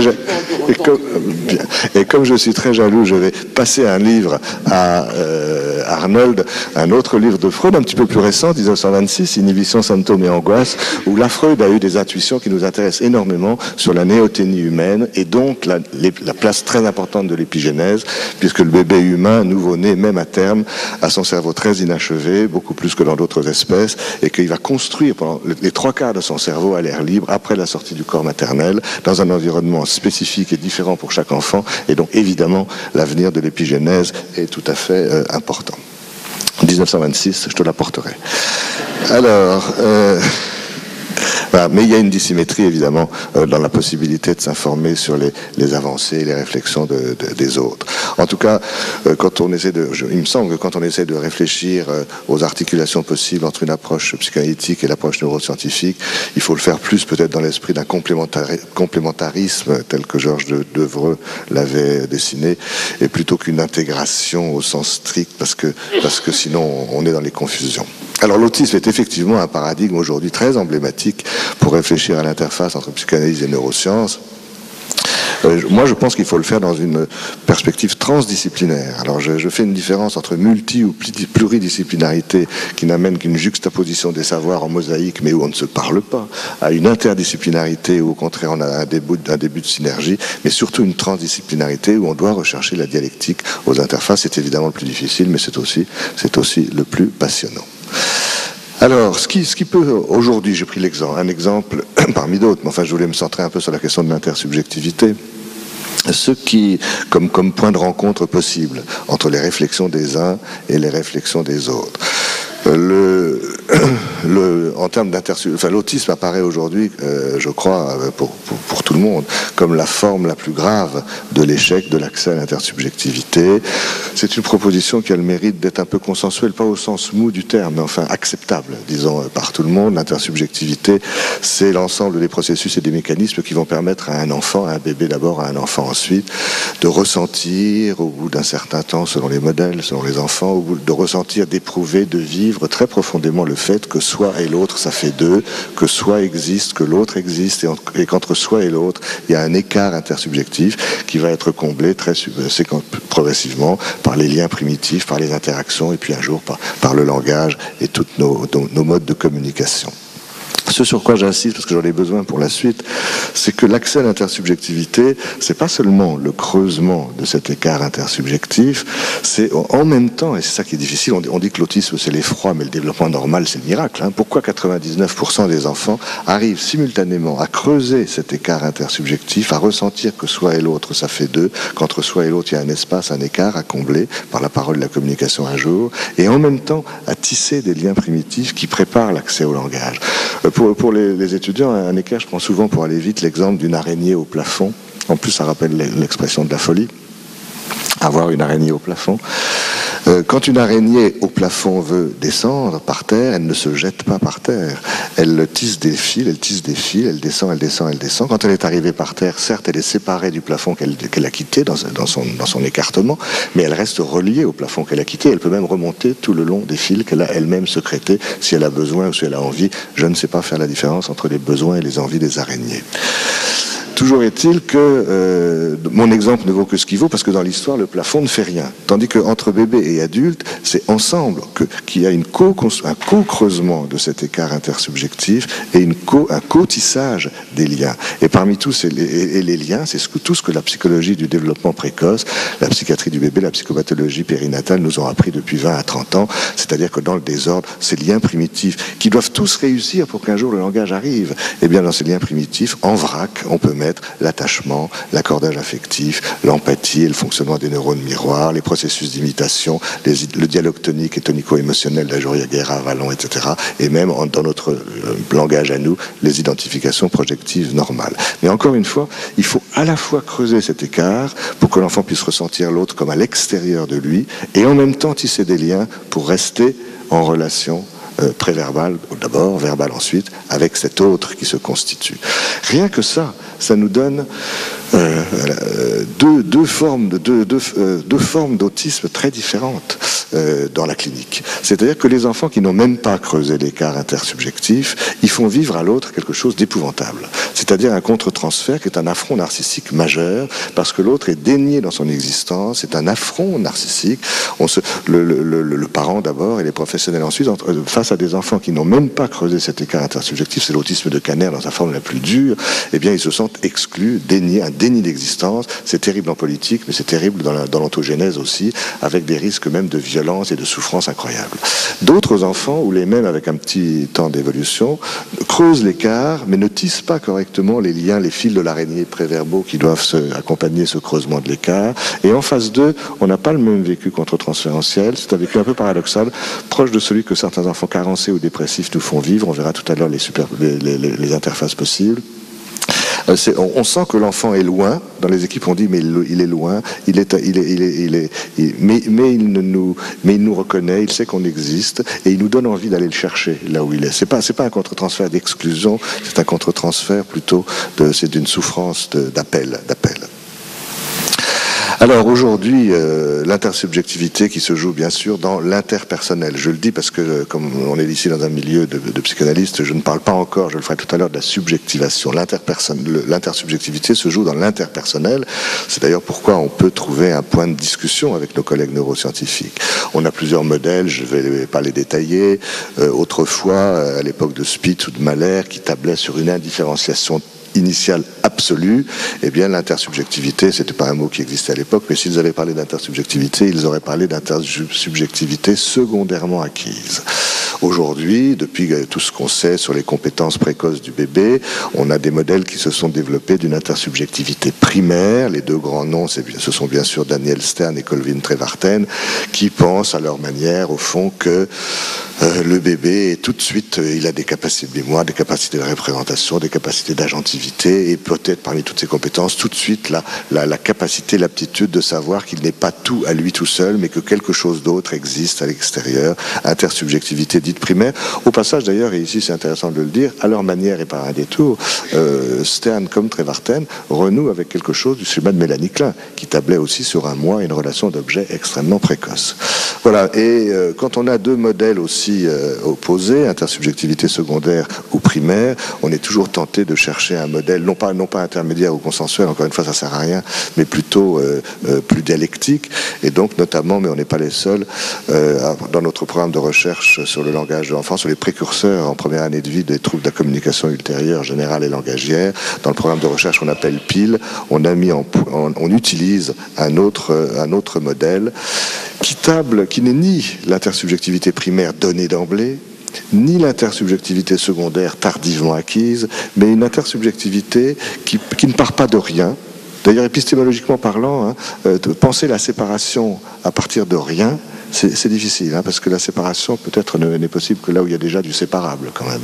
Enfin, en tout cas, nous, on table sur l'existence chez tous les bébés, qu'ils soient des bébés appelés à devenir des bébés qui vont tout à fait bien, ou qu'ils soient appelés à devenir des enfants autistes. Chez tous les bébés, au début, il y a quelques îlots d'intersubjectivité primaire, des petits moments où l'enfant sort de l'indifférenciation et a le vécu, le ressenti, l'éprouvé, je le dis en termes émotionnels, beaucoup plus que cognitifs, le sentiment fugitif que quelque chose d'autre existe. Des petits moments d'intersubjectivité primaire, mais qui ne tiennent pas. Et tout le problème du développement précoce, ça va être de faire que ces îlots d'intersubjectivité primaire puissent croître et embellir en quelque sorte, et se stabiliser en une intersubjectivité secondaire, ensuite un petit peu plus continue. Les moments, on va le voir, c'est ce que j'appelle ces petits îlots d'intersubjectivité primaire, pour ne pas être trop abstrait, c'est tous les moments interactifs forts, et notamment autour de la tétée, de l'allaitement, de la tétée, les moments de jeu, les moments de change, les moments de bain, où on va le voir, ce qui va être essentiel, c'est la synchronie, le rassemblement des flux sensoriels qui viennent de l'autre. Et c'est là qu'on a, dans ce troisième modèle, un pont extrêmement intéressant entre la psychanalyse et la cognition. En effet, les cognitivistes, il y en a beaucoup dans le monde, mais en France en particulier, Arlette Stréry, nous ont montré que pour pouvoir ressentir l'autre, l'objet, animé ou inanimé d'ailleurs, l'objet comme extérieur à soi, c'est ça l'intersubjectivité, c'est reconnaître que l'autre et soi, ça fait deux, je le redis. Pour pouvoir ressentir l'autre comme extérieur à soi, l'objet comme extérieur à soi, ça passe fondamentalement par la capacité de pouvoir le percevoir par plusieurs canaux sensoriels à la fois. Pas un, 2, 3, 4 ou 5, mais pas un. Si on perçoit quelque chose en monosensoriel, eh bien on perd cette extériorité de l'objet, ce que probablement les enfants autistes recherchent à travers certaines stéréotypies sensorielles de tapotage pour faire prévaloir le tact, de flairage pour faire prévaloir l'odeur, etc., etc. Et c'est d'ailleurs assez pathétique dans les traitements d'enfants autistes, où quand on voit l'enfant autiste émerger un petit peu de la bulle autistique, alors qu'il est en train de découvrir l'autre, le thérapeute par exemple, tout d'un coup il va se précipiter contre lui, œil à œil, comme si tout d'un coup il voulait ne plus le percevoir que dans le visuel, dans cet exemple que je prends. Et c'est tout à fait pathétique parce qu'au moment même où il découvre l'autre, finalement, ce qui lui fait peur sans doute, ou qui l'inquiète, ou qui le sentiment de menace, il se recolle en monosensoriel à lui, et du coup il perd l'extériorité de l'objet au moment même où il est en train de découvrir l'existence de l'objet. Et c'est tout l'art du thérapeute de pouvoir profiter de ces moments, de ces petites reprises développementales pour ramener, on va le voir, une synchronisation polysensorielle.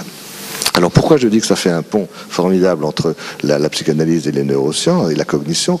Parce que ce que je viens de dire là, ce rassemblement des différents flux sensoriels, eh bien Donald Melzer, bien sûr, en avait parlé avec ses concepts de mantèlement et démantèlement. Les cognitivistes ont d'autres mots, commodalisation ou décommodalisation sensorielle. Alors c'est vrai que quand on a deux mots, on se dit que ça peut pas être exactement la même idée. C'est vrai, et probablement dans le mantèlement et démantèlement, il y a le rôle de l'autre et le plaisir de l'autre qui est plus pris en compte que dans la notion de commodalisation et décommodalisation, mais quand même, dans les deux cas, il s'agit bien du rassemblement des différents flux sensoriels, et ça rejoint aussi les travaux de Bullinger sur la sensorimotricité, qui a d'ailleurs lui aussi beaucoup parlé de l'organisation, de la coordination des différents flux sensoriels.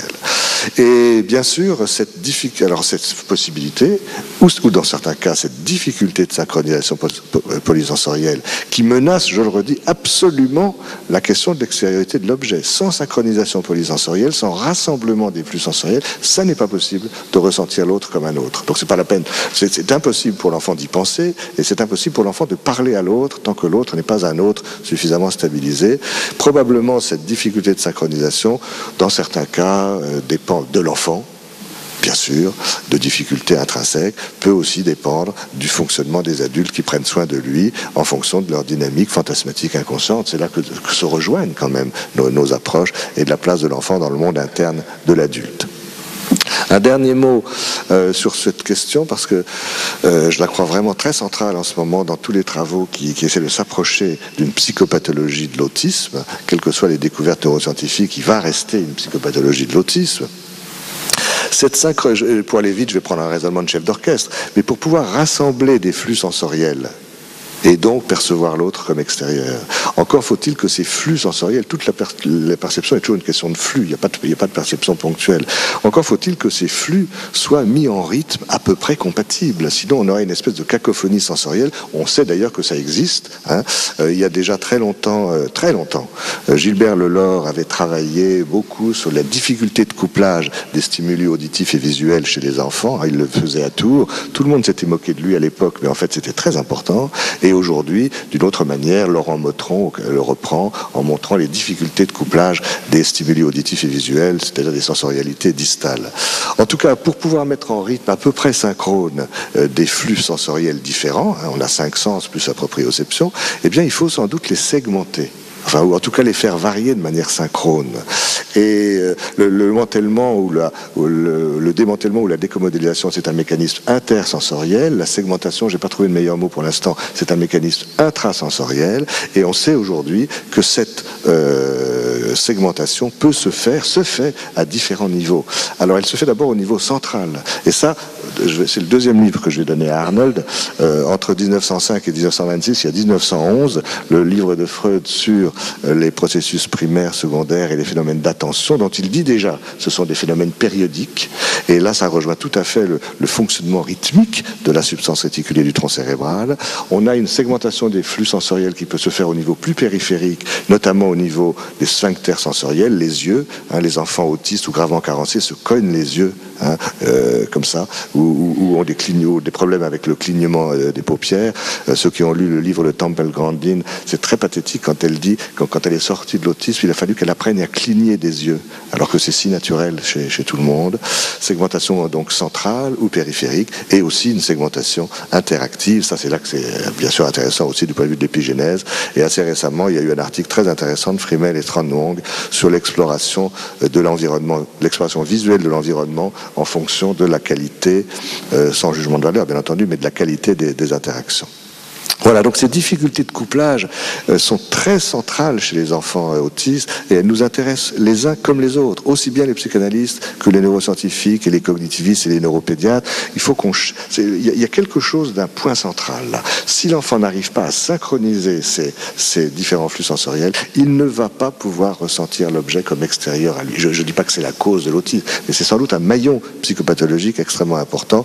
Et aujourd'hui, à Necker, avec Lisa Hous et en collaboration avec avec David Cohen à la Pitié, on a une recherche ANR, synepsie, justement sur les syndromes de West et la question de la synchronisation polysensorielle chez eux. Les syndromes de West étant une épilepsie très précoce dont 25 à 30% des enfants s'autistisent sans qu'on puisse aujourd'hui exactement prévoir, je ne sais pas, mais prévenir cette évolution lourde. Alors, dans cette question de la synchronisation polysensorielle, c'est vrai que le lobe temporal supérieur a une certaine vedette. Tout à l'heure, Arnold en a parlé parmi les anomalies IRM qui sont repérables. Les fonctions du lobe temporal supérieur, c'est pour nous psychanalystes, c'est fascinant. Hein. Alors il y a probablement d'autres, il y a probablement d'autres régions du cerveau qui sont fascinantes aussi, mais on sait par exemple que dans cette zone-là, il y a le gyrus fusiforme qui permet de repérer très spécifiquement les mimiques faciales de l'autre. Il y a une autre petite zone du lobe temporal supérieur qui permet d'analyser la qualité humaine ou non des sons perçus, savoir si un son est une voix ou n'est pas une voix. Et on sait à quel point la musique du langage chez les enfants autistes peut rester perturbée longtemps, même quand ils sont entrés dans le langage et devenus adultes. Il y a une autre petite zone de ce lobe temporal supérieur qui sert à analyser l'analyse des mouvements de l'autre. Hein. Et en plus, ce lobe temporal supérieur a vocation, mission de comodaliser ces différentes fonctions dont je viens de parler. Et d'ailleurs, il y a 10 ans déjà, un équerre autour de Nathalie Bodart, que Arnold a cité tout à l'heure, il y avait eu 2 études, il y en a eu d'autres depuis et partout dans le monde, mais il y a eu 2 autres études, Nathalie Bodart, Francis Brunel, Monica Zilbovicius, qui montraient bien que dans un certain nombre de cas, un assez grand nombre de cas, le lobe temporal supérieur n'est pas tout à fait normal chez les enfants autistes. Même que d'ailleurs quand ils ont évolué et acquis le langage. Et c'est vrai que là, tu l'as dit tout à l'heure, Arnold, on a à se poser la question de quel est ce statut, quel est le statut de ce qu'on observe. Est-ce que dans certains cas c'est une cause partielle? Est-ce que c'est une conséquence d'un fonctionnement autistique? Ça reste évidemment très difficile à dire, mais tout à fait passionnant. Et là, on a besoin de croiser nos approches pour y voir clair. C'est absolument essentiel. Voilà, et puis, j'ai bientôt fini, mais pour avancer encore d'un cran, si on veut quitter un petit peu le registre interpersonnel et aller plus vers le registre intrapsychique, bien sûr, il nous faut parler de subjectivation, encore que le terme de subjectivation ne soit pas non plus un concept psychanalytique au sens strict. L'intersubjectivité dans l'interpersonnel, c'est simplement la découverte de l'autre comme extérieur. Je viens de le dire, grâce à ce rassemblement des différents flux sensoriels. La subjectivation, c'est autre chose. C'est se découvrir soi comme sujet et l'autre comme objet, mais un objet particulier qui, de son côté, est un sujet dont moi je suis l'objet. Hein, c'est ça. C'est-à-dire que passer de l'interpersonnel à la passer de l'intersubjectivité, à la subjectivation, c'est probablement intérioriser, inscrire intrapsychiquement tout ce qui s'est passé dans les interactions interpersonnelles, mais c'est aussi, et ça c'est très mystérieux encore, le problème de la spécularisation, c'est-à-dire qu'il y a un phénomène de miroir, je découvre l'autre, mais en même temps que je découvre l'autre, je me découvre moi, et je découvre que l'autre n'est pas simplement un objet, il est, comme dit René Roussillon, un autre sujet qui, lui, de sa place, me considère moi comme son objet. Alors vous voyez, ça tombe vraiment sur un problème clinique. Les enfants autistes ont du mal à dire « je », bien entendu, parce que quand on s'adresse à eux, on leur dit « tu ». Quand on parle d'eux, on leur dit « il » ou « elle », et un jour, ils doivent comprendre, en passant de l'interpersonnel à la subjectivation, que du dedans, eux, ils peuvent dire « je » pour désigner du dedans ce qui est « tu » pour l'autre quand il lui parle, et « il » pour l'autre quand il parle de lui. Là aussi, je dis que le développement normal a quelque chose d'un miracle. Enfin, je suis pas du tout mystique, mais extraordinaire, quoi. Voilà. Et puis, ce qu'on apprend aujourd'hui, grâce à tous les travaux cliniques sur l'autisme, c'est que la subjectivation, c'est pas en tout ou rien.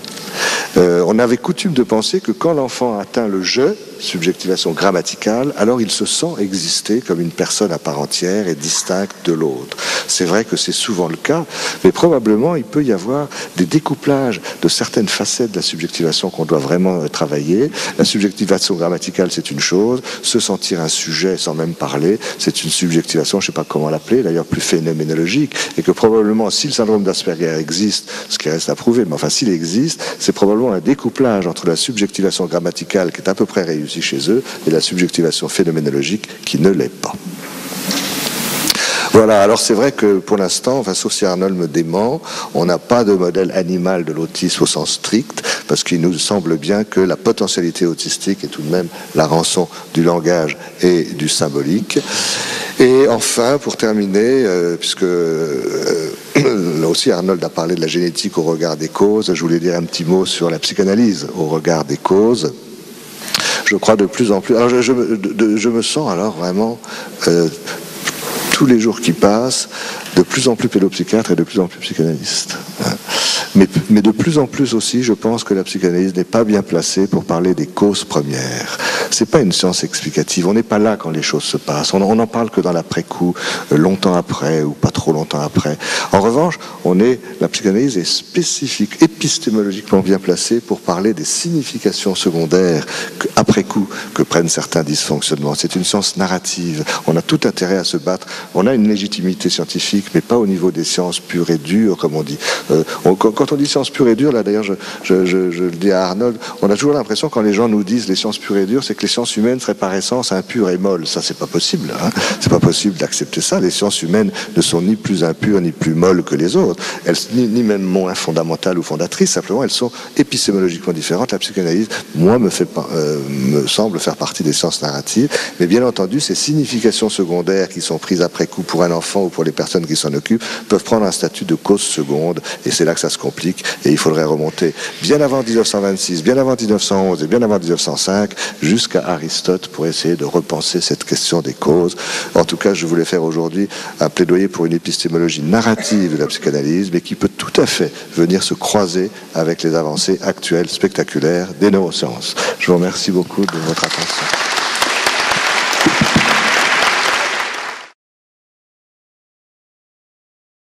La synchronisation, en effet, c'est à croire que l'autisme rend autiste, hein, parce que c'est justement ça qui a du mal à se faire, c'est la synchronisation. Pierre, tu cherches aussi ton... Non, moi j'ai pas de power. T'as pas de PowerPoint? Ah, tu parles que comme un analyste, alors. Bon. Pour moi, ça. Vous avez fait un effort de modernité. Non, mais tu avais fait un effort de modernité, c'est vrai. Pierre, Pierre de Lyon. Je lui passe la parole tout de suite parce que, comme vous le savez, on est plutôt en retard. Merci. On peut fermer ça parce que ça me fait de l'ombre. Merci. Donc, Catherine, merci de m'avoir invité à cet après-midi. Autisme, psychanalyse, c'est vrai que ça a connu des jours un peu pénibles, un peu glauques là, hein, ces derniers temps. Alors moi je suis très reconnaissant à la psychanalyse d'avoir radicalement transformé l'asile, radicalement transformé la psychiatrie. Je suis pas le plus vieux du coin, mais quand je suis arrivé moi en psychiatrie dans les années 73, je suis tombé dans un asile où c'était vraiment l'asile tel qu'il est décrit dans les vieux livres poussiéreux. Et j'ai bien vu que les gens qui se sont formés à la psychanalyse dans cet endroit-là ont pu, en quelques années, dizaines d'années quand même, il faut rester modeste, transformer mais radicalement l'existence des personnes qui étaient hospitalisées en psychiatrie. Et après, avec la psychiatrie de secteur, il y a eu une potentialité, on pourrait dire, d'humanisation de la psychiatrie qui est considérable et vraiment grâce à la psychanalyse. Donc, je commence par ça parce qu'il me semble que on lutte contre la psychanalyse, etc. On dit tout ça, c'est des conneries du passé. On oublie cette dimension-là et j'ai peur que ceux qui pourraient prendre le pouvoir en continuant à penser les choses comme ça aboutissent au fait que les asiles se reconstituent très rapidement. Hein, je pense que là, c'est quand même un danger qui est très très proche et il faut faire très attention à ça. Donc pour moi, la psychanalyse, c'est devenu un élément incontournable de la culture.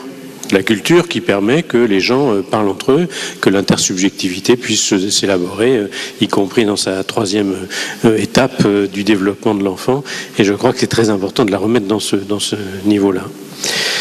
Les problèmes actuels en ce qui concerne la condamnation de la psychanalyse en matière d'autisme, ça m'a paru, mais vraiment, c'est du Tex Avery pour moi. C'est tellement invraisemblable ce qui s'est passé là que vraiment j'ai du mal encore à réaliser le niveau auquel les attaques ont eu lieu. On a la chance d'avoir Arnold Münnich qui a été conseiller de Sarkozy, donc qui a pu manifestement lui susurrer des trucs qui ont permis que.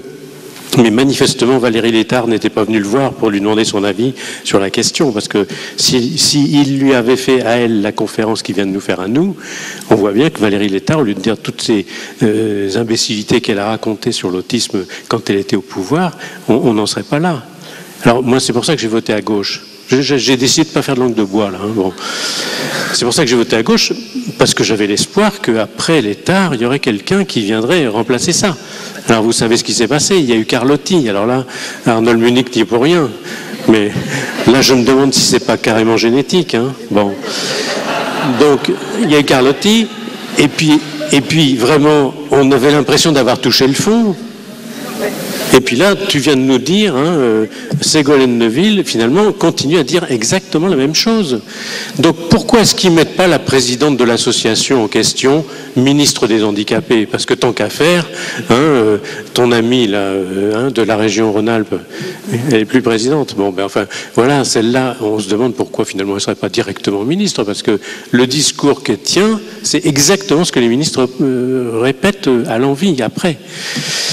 Alors c'est un vrai problème, parce que si c'était uniquement des déclarations officielles de certains politiques, on sait bien que d'habitude, les déclarations des politiques, ça ne change rien dans la pratique. Mais là, pas de peau, ça change des trucs. Hein. Et notamment, il y a un signe récent là qui m'inquiète énormément, c'est le fait que là, on voit bien se développer une stratégie, hein, c'est pas un petit truc de rien du tout, c'est une stratégie qui est mise en place pour que les CAMS viennent suppléer la psychiatrie de secteur, la pédopsychiatrie de secteur, et on voit tout un tas de gens du ministère qui viennent faire des discours maintenant dans les régions pour dire, écoutez, les CMP sont tous d'essence psychanalytique, donc out. Maintenant, il faut que ce soit les CAMS, qui sont des gens sérieux, qui s'occupent de ce problème-là. Mais c'est un désastre de la pensée, là encore. C'est dit sans culture. Enfin, c'est Goebbels, quoi, hein, pas très loin. Bon. Donc là, il y a vraiment un problème, je trouve, de politique. Il faut absolument qu'on se réveille pour ramener dans cet État quelque chose qui soit de la démocratie de base, quand même. Hein, bon. Et puis, troisième point d'introduction, une question qui a été abordée un peu déjà par mes collègues. On parle d'autisme, soit, et Bernard l'a rappelé, le mécanisme qui concerne l'autisme, on l'a appris avec les cléniens et post-cléniens, identification adhésive pathologique notamment, j'en redirai un mot après. Mais les enfants qui sont ceux qu'on appelait avec Mises les enfants psychotiques, c'est pas du tout ce type de mécanisme défensif dont il est question. Alors les TED NOS, les TED non spécifiés, on dit plus les TED maintenant sous l'influence de Harry Potter, c'est les troubles du spectre autistique, hein, bon d'accord. Enfin les TED NOS, c'est quand même plus de la moitié des enfants concernés, hein, et ceux-là, on prétend leur appliquer le traitement qui éventuellement serait prôné, en fonction de recherches scientifiques tronquées d'ailleurs, pour les enfants autistes, hein, c'est-à-dire les thérapies comportementales. Là, je vois vraiment qu'il y a quelque chose qui cloche, parce que tous ces enfants qui étaient les enfants psychotiques de Mises, vous voyez ce que je veux dire, hein, c'est quelque chose qui évidemment ne correspond pas du tout aux prises en charge qui permettent de prendre en considération ce que Bernard a déjà un peu développé, la dimension projective de l'angoisse, hein, chez ces enfants-là, qui n'a pas grand-chose à voir avec la dimension adhésive des enfants autistes typiques. Bon. Donc, ceci étant dit, il y a quand même un corpus qui a été établi par les pédopsies de formation psychanalytique qui respire dans l'atmosphère psychopathologique depuis quand même des décennies et qui avait déjà mis au point un certain nombre de choses tout à fait essentielles, qui sont d'ailleurs les bonnes choses qui ont été reprises dans les recommandations de la HAS. Accueillir tôt pour traiter tôt les enfants, même avant le diagnostic d'autisme. Bon, qu'est-ce qui est contre cette constatation formidable? On est plutôt pour, hein, bon. Donc on voit bien que là il y a quelque chose qui est... Je me rappelle qu'on a avec Bernard Gols, André Bullinger, André Carrel en 98 écrit un petit livre ensemble, les bébés à risque autistique. Hein. Dans ma pratique, moi à Angers, je travaille avec le neuropédiatre et les pédiatres du CAMS pour accueillir le plus tôt possible les bébés à risque autistique. Les autistes, on les accueillait auparavant à 6 ans ou à 5 ans, et puis à partir du travail en collaboration avec les pédiatres, on les a accueillis à 18 mois. Hein. Et à ce moment-là, les enfants, on était dans la perspective de dire, donc ils ont une souffrance psychique majeure de l'intersubjectivité, qu'est-ce qu'on peut proposer pour les aider à faire leur chemin d'intersubjectivité?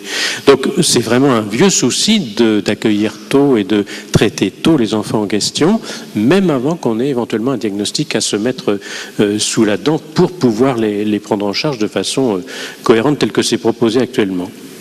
Et ça, je pense que ça ne pourrait pas se faire sans, alors ce que Bernard appelait la transdisciplinarité. On ne peut pas travailler quand on est pédopsychiatre de secteur sans être branché avec les pédiatres de son coin, sans être branché avec le neuropédiatre qui va faire le bilan que Arnold Munich a pensé nécessaire de nous rappeler, et puis sans être branché avec tous les gens qui vont aider à la prise en charge de ces enfants ultérieurement. Donc on voit bien que là, il y a une espèce dans ce rapport de l'HAS, on enfonce des portes ouvertes qui était quand même la pratique qu'on avait déjà beaucoup élaborée dans un certain nombre d'équipes. Alors, je ne nie pas le fait que certains psychanalystes ont sans doute un peu joué avec les concepts et ont prétendu être des psychanalystes d'autistes alors qu'ils étaient pas plus psychanalystes d'autistes que moi je suis pape. Hein. Et donc probablement qu'il y a des parents qui ont été très mécontents de la maltraitance de ces soi-disant psychanalystes avec leurs enfants et qui a abouti à une colère tout à fait normale, hein, qui permet de comprendre pourquoi ils sont remontés actuellement. Mais comme je le dis souvent dans ces débats, quand mon chirurgien fait une erreur, je lui fais un procès si je ne suis pas content. Mais je ne demande pas la suppression de la chirurgie.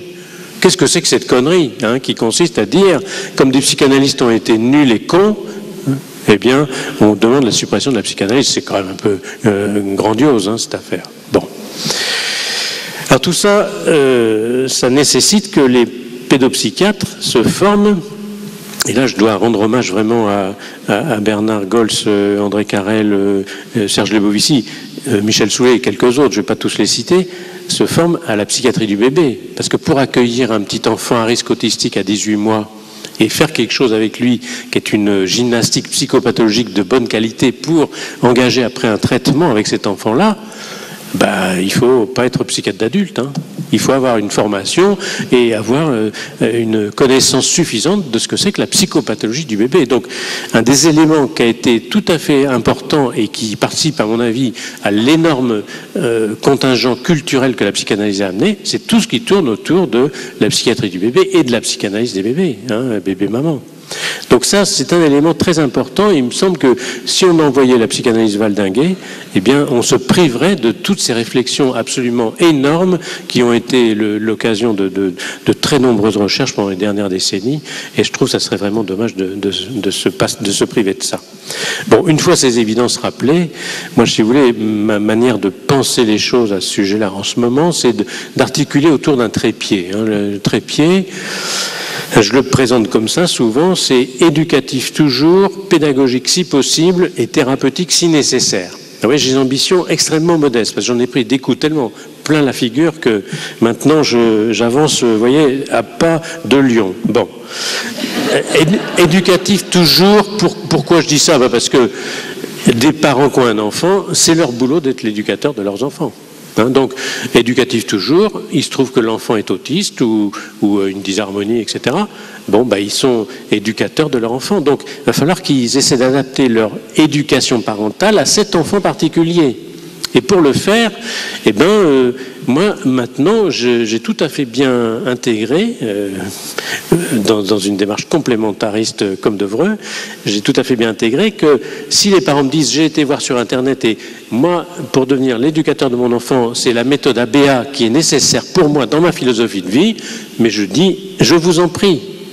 Je demande seulement que les gens qui vont faire l'éducation ABA avec cet enfant que je continue à suivre pour des raisons X ou Y, ça soit possible de travailler ensemble. Alors c'est là que des fois, ça pose un peu un problème parce que à Lille, par exemple, il y a une prof de la méthode ABA qui enseigne à ses étudiants qu'il ne faut parler avec personne d'autre que ceux de la méthode en question. Bon, donc ça pose un problème là à ce moment-là de rapport complémentaire entre différentes personnes. Éducatif toujours, donc les enfants sont éduqués par leurs parents et si les parents qui sont souvent mis à mal par l'autisme de leur enfant ont besoin de s'appuyer sur d'autres qui sont des éducateurs spécialisés dans cette affaire-là, grand bien leur fasse, et je suis tout à fait d'accord pour accueillir cette affaire-là. Deuxième élément du trépied, pédagogique si possible. Aujourd'hui, encore Neuville, tu le rappelais, dit dans son discours du 29 septembre, ils doivent être à l'école. Mais on se demande si elle a fait médecine, parce que moi je vois beaucoup d'enfants autistes qui ne sont pas à l'école. C'est pas parce qu'on ne veut pas qu'ils soient à l'école, c'est parce que l'école ne veut pas qu'ils y soient, ce qui n'est pas du tout la même chose. Donc voilà comment ça se discute avec les parents. Je dis aux parents, on va faire pédagogique si possible. Donc les parents vont prendre contact avec l'enseignant de leur école de quartier, et puis on a un enfant, c'est peut-être un enfant qui présente telle et telle difficulté, on voudrait l'inscrire dans votre école. Bon, l'institut dit d'accord, ben, pas de problème, on va essayer ce truc-là. Et au bout de quelques temps, dans l'expérience que l'enfant fait de l'école, l'institut va interagir avec les parents en disant... à la Toussaint, c'est-à-dire il est rentré en septembre, et à la Toussaint, les parents très angoissés chaque soir en allant chercher leur enfant disent « Bon, qu'est-ce qu'il va encore nous dire ce soir ?» Rien. Et à la Toussaint, elle dit « Vous m'aviez dit qu'il était autiste, ben vous savez, finalement, c'est tout à fait jouable. Hein, il apprend un certain nombre de choses. C'est vrai qu'il y a des moments où il est un peu particulier, mais en fait, voilà. Celui-là, pourquoi est-ce qu'on ferait autrement, hein? Mais des fois, c'est à midi, alors que les parents ont mis l'enfant à 9h le matin, à midi, téléphone, venez le chercher parce que si ça continue, c'est moi qui pars de la classe, hein, dit l'institut. Bon. Donc dans ce cas-là, qu'est-ce qu'on fait? On dit la loi de 2005 sur l'intégration à l'école doit s'appliquer. D'accord, elle va s'appliquer, mais sans les moyens pour le faire. Donc ça ne pourra pas marcher. Donc dans ce cas-là, il faut prévoir des aménagements pédagogiques pour que la pédagogie, si possible, soit assurée par d'autres types de conditions. Par exemple, dans un hôpital de jour, il y a des classes qui sont dans un hôpital de jour qui permettent d'accueillir des enfants qui ne tiennent pas à l'école. Par exemple, dans certains enfants qui ont un grand déficit intellectuel, ils peuvent aller dans un IME, ils peuvent recevoir du pédagogique dans un IME. Et c'est très bien qu'ils soient à cet endroit-là pour faire du pédagogique si possible. Donc vous voyez, là encore, je dis aux parents, ça serait quand même sympa si on pouvait travailler avec l'enseignant qui va s'occuper de votre enfant. Parce qu'il va se développer avec lui un certain nombre de choses de son intersubjectivité en difficulté qui vont être très utiles pour qu'on pense ensemble la question de l'intégration de votre enfant dans cette école. Bon. Et troisième élément, vous voyez pourquoi je présente ça comme ça, thérapeutique si nécessaire. C'est-à-dire si les parents me disent, en fait, éducateur, toujours pas de problème, ça se passe très bien à la maison, etc. À l'école, on l'a mis à l'école, ça se passe très bien. Je dis, mais surtout, restons-en là. Hein? Mais alors, il se trouve que de temps en temps, je vois des parents qui viennent me voir parce que, aussi bien au plan de la maison qu'au plan de l'école, ça se passe justement pas bien. Et qu'est-ce qui se passe pas justement bien? C'est alors une question, ça devient un peu des fois obscène de parler de ça, mais pour moi, c'est toujours un signe clinique formidable. C'est les angoisses archaïques. Des fois, à l'école, à la maison, il présente des angoisses archaïques. Il est dans un état, il va franchir le seuil, et puis au moment de franchir le seuil de la porte, il déclenche une crise de super tantrum, ou bien il s'automutile quand on lui dit c'est l'heure de manger, ou bien, etc., etc. Tout un tas de signes comme ça, qui sont des manifestations d'angoisse fondamentale que cet enfant éprouve, et ces angoisses archaïques, quand même, les psychanalystes qui se sont occupés des autistes nous ont beaucoup appris de choses sur ces affaires-là. Alors comment l'enfant se défend vis-à-vis de ces angoisses archaïques? Eh bien, il se défend de manière, je ne vais pas rentrer dans les détails ici, mais un peu deux grandes formes, qu'a déjà un peu évoqué Bernard.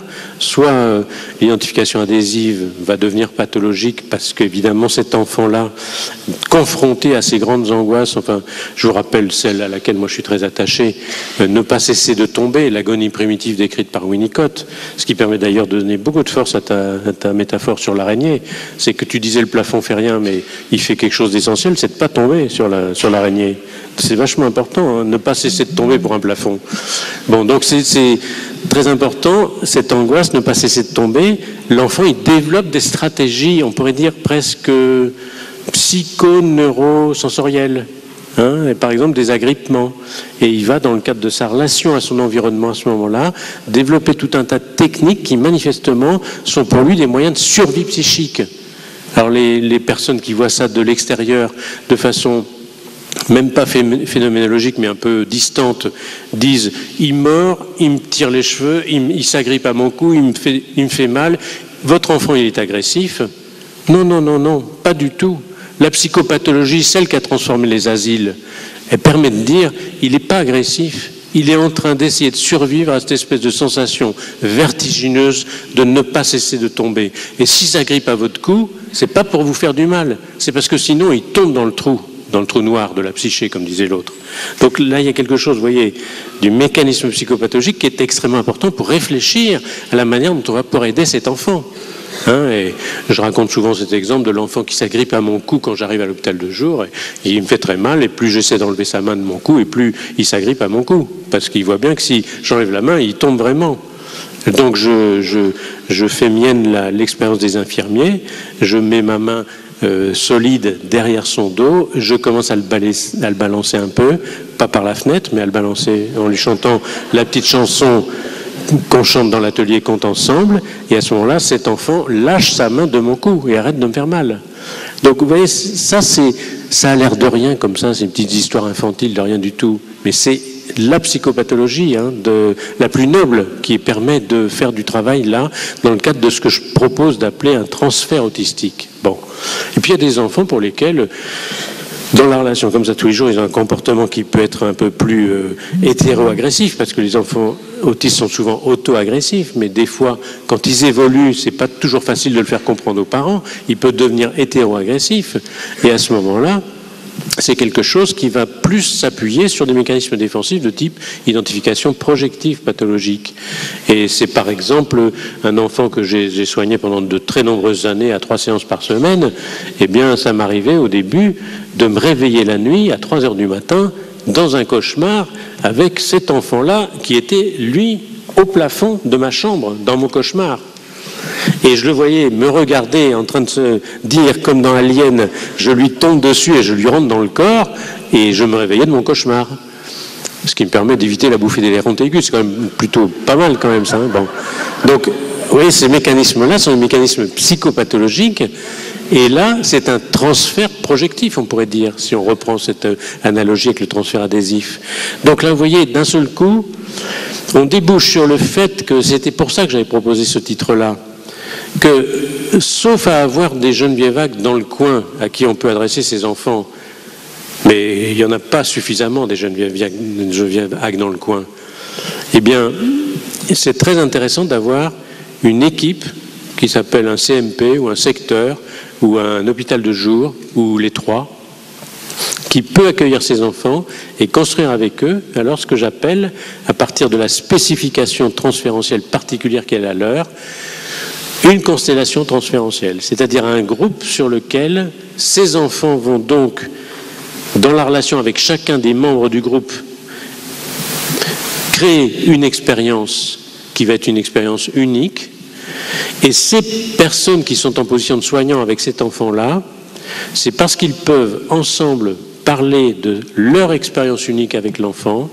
mais en parlant avec les autres qui ont aussi des expériences uniques, qu'ils vont constituer à eux la constellation transférentielle. Alors, psychothérapie institutionnelle, pour moi, ça n'a qu'une justification, c'est celle-là, c'est cette manière de faire de la psychiatrie que j'appelle maintenant, pour parler rapidement, une psychiatrie transférentielle, parce que là on est à l'aube d'une bifurcation vers une psychiatrie biologique, hein, qui laissera tomber le transfert comme étant un mal du passé.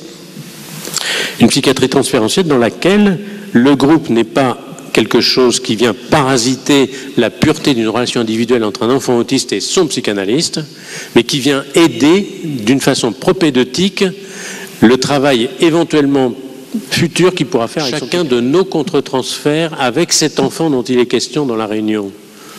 Eh bien, c'est une réunion dans laquelle la qualité des échanges entre les personnes, et là on retrouve la question de l'intersubjectivité des soignants, est essentielle pour faciliter la possibilité pour chacun de ces soignants de parler de leur expérience contre-transférentielle avec l'enfant. Il ne s'agit pas qu'ils fassent une psychanalyse sauvage dans le groupe et qu'ils racontent leur vie et leurs aventures amoureuses, c'est pas du tout ça le problème.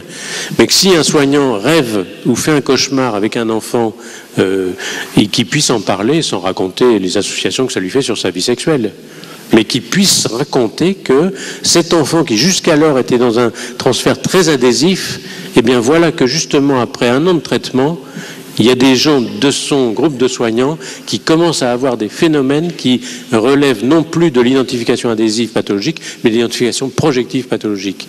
Et ça devient d'un seul coup un élément très important pour mieux comprendre, mieux accompagner l'enfant en question.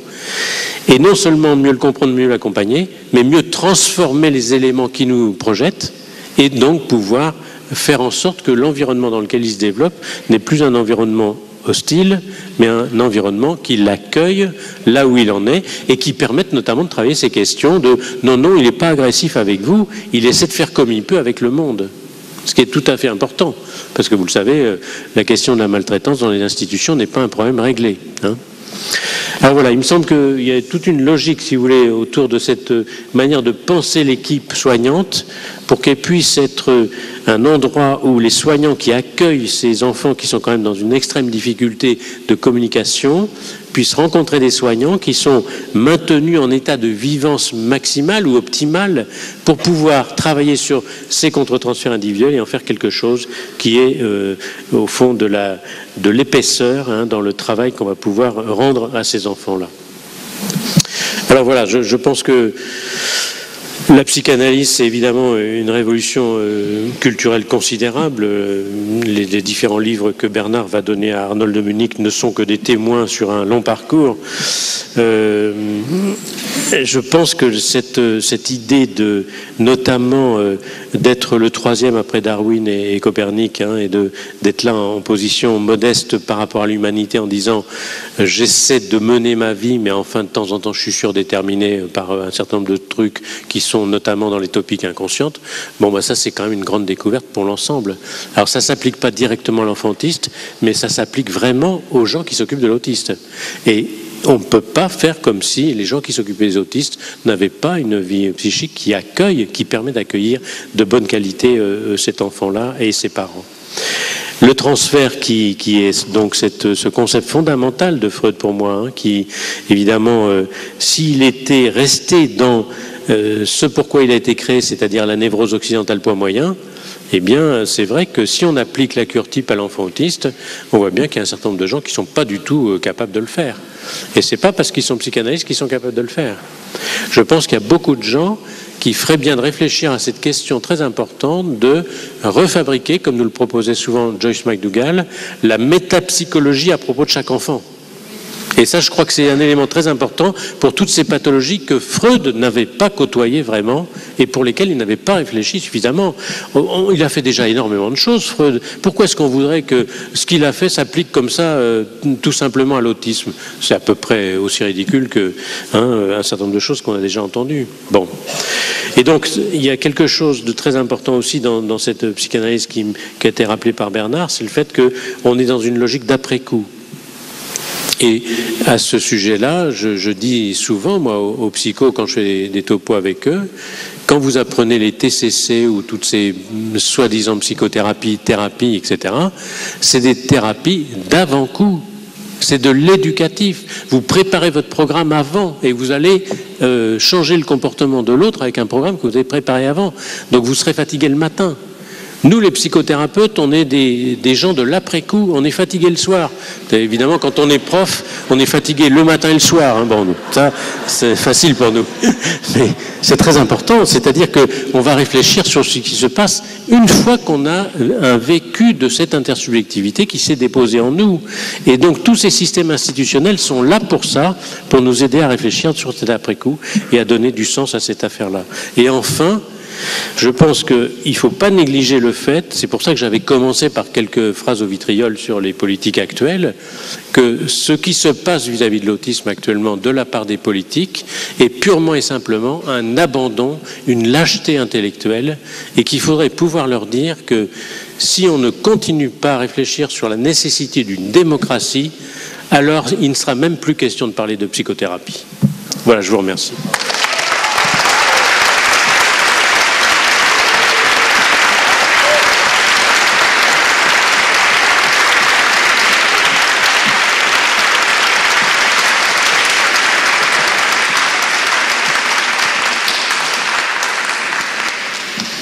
Merci vraiment pour cette intervention formidablement stimulante et qui nous donne encore plus envie de travailler.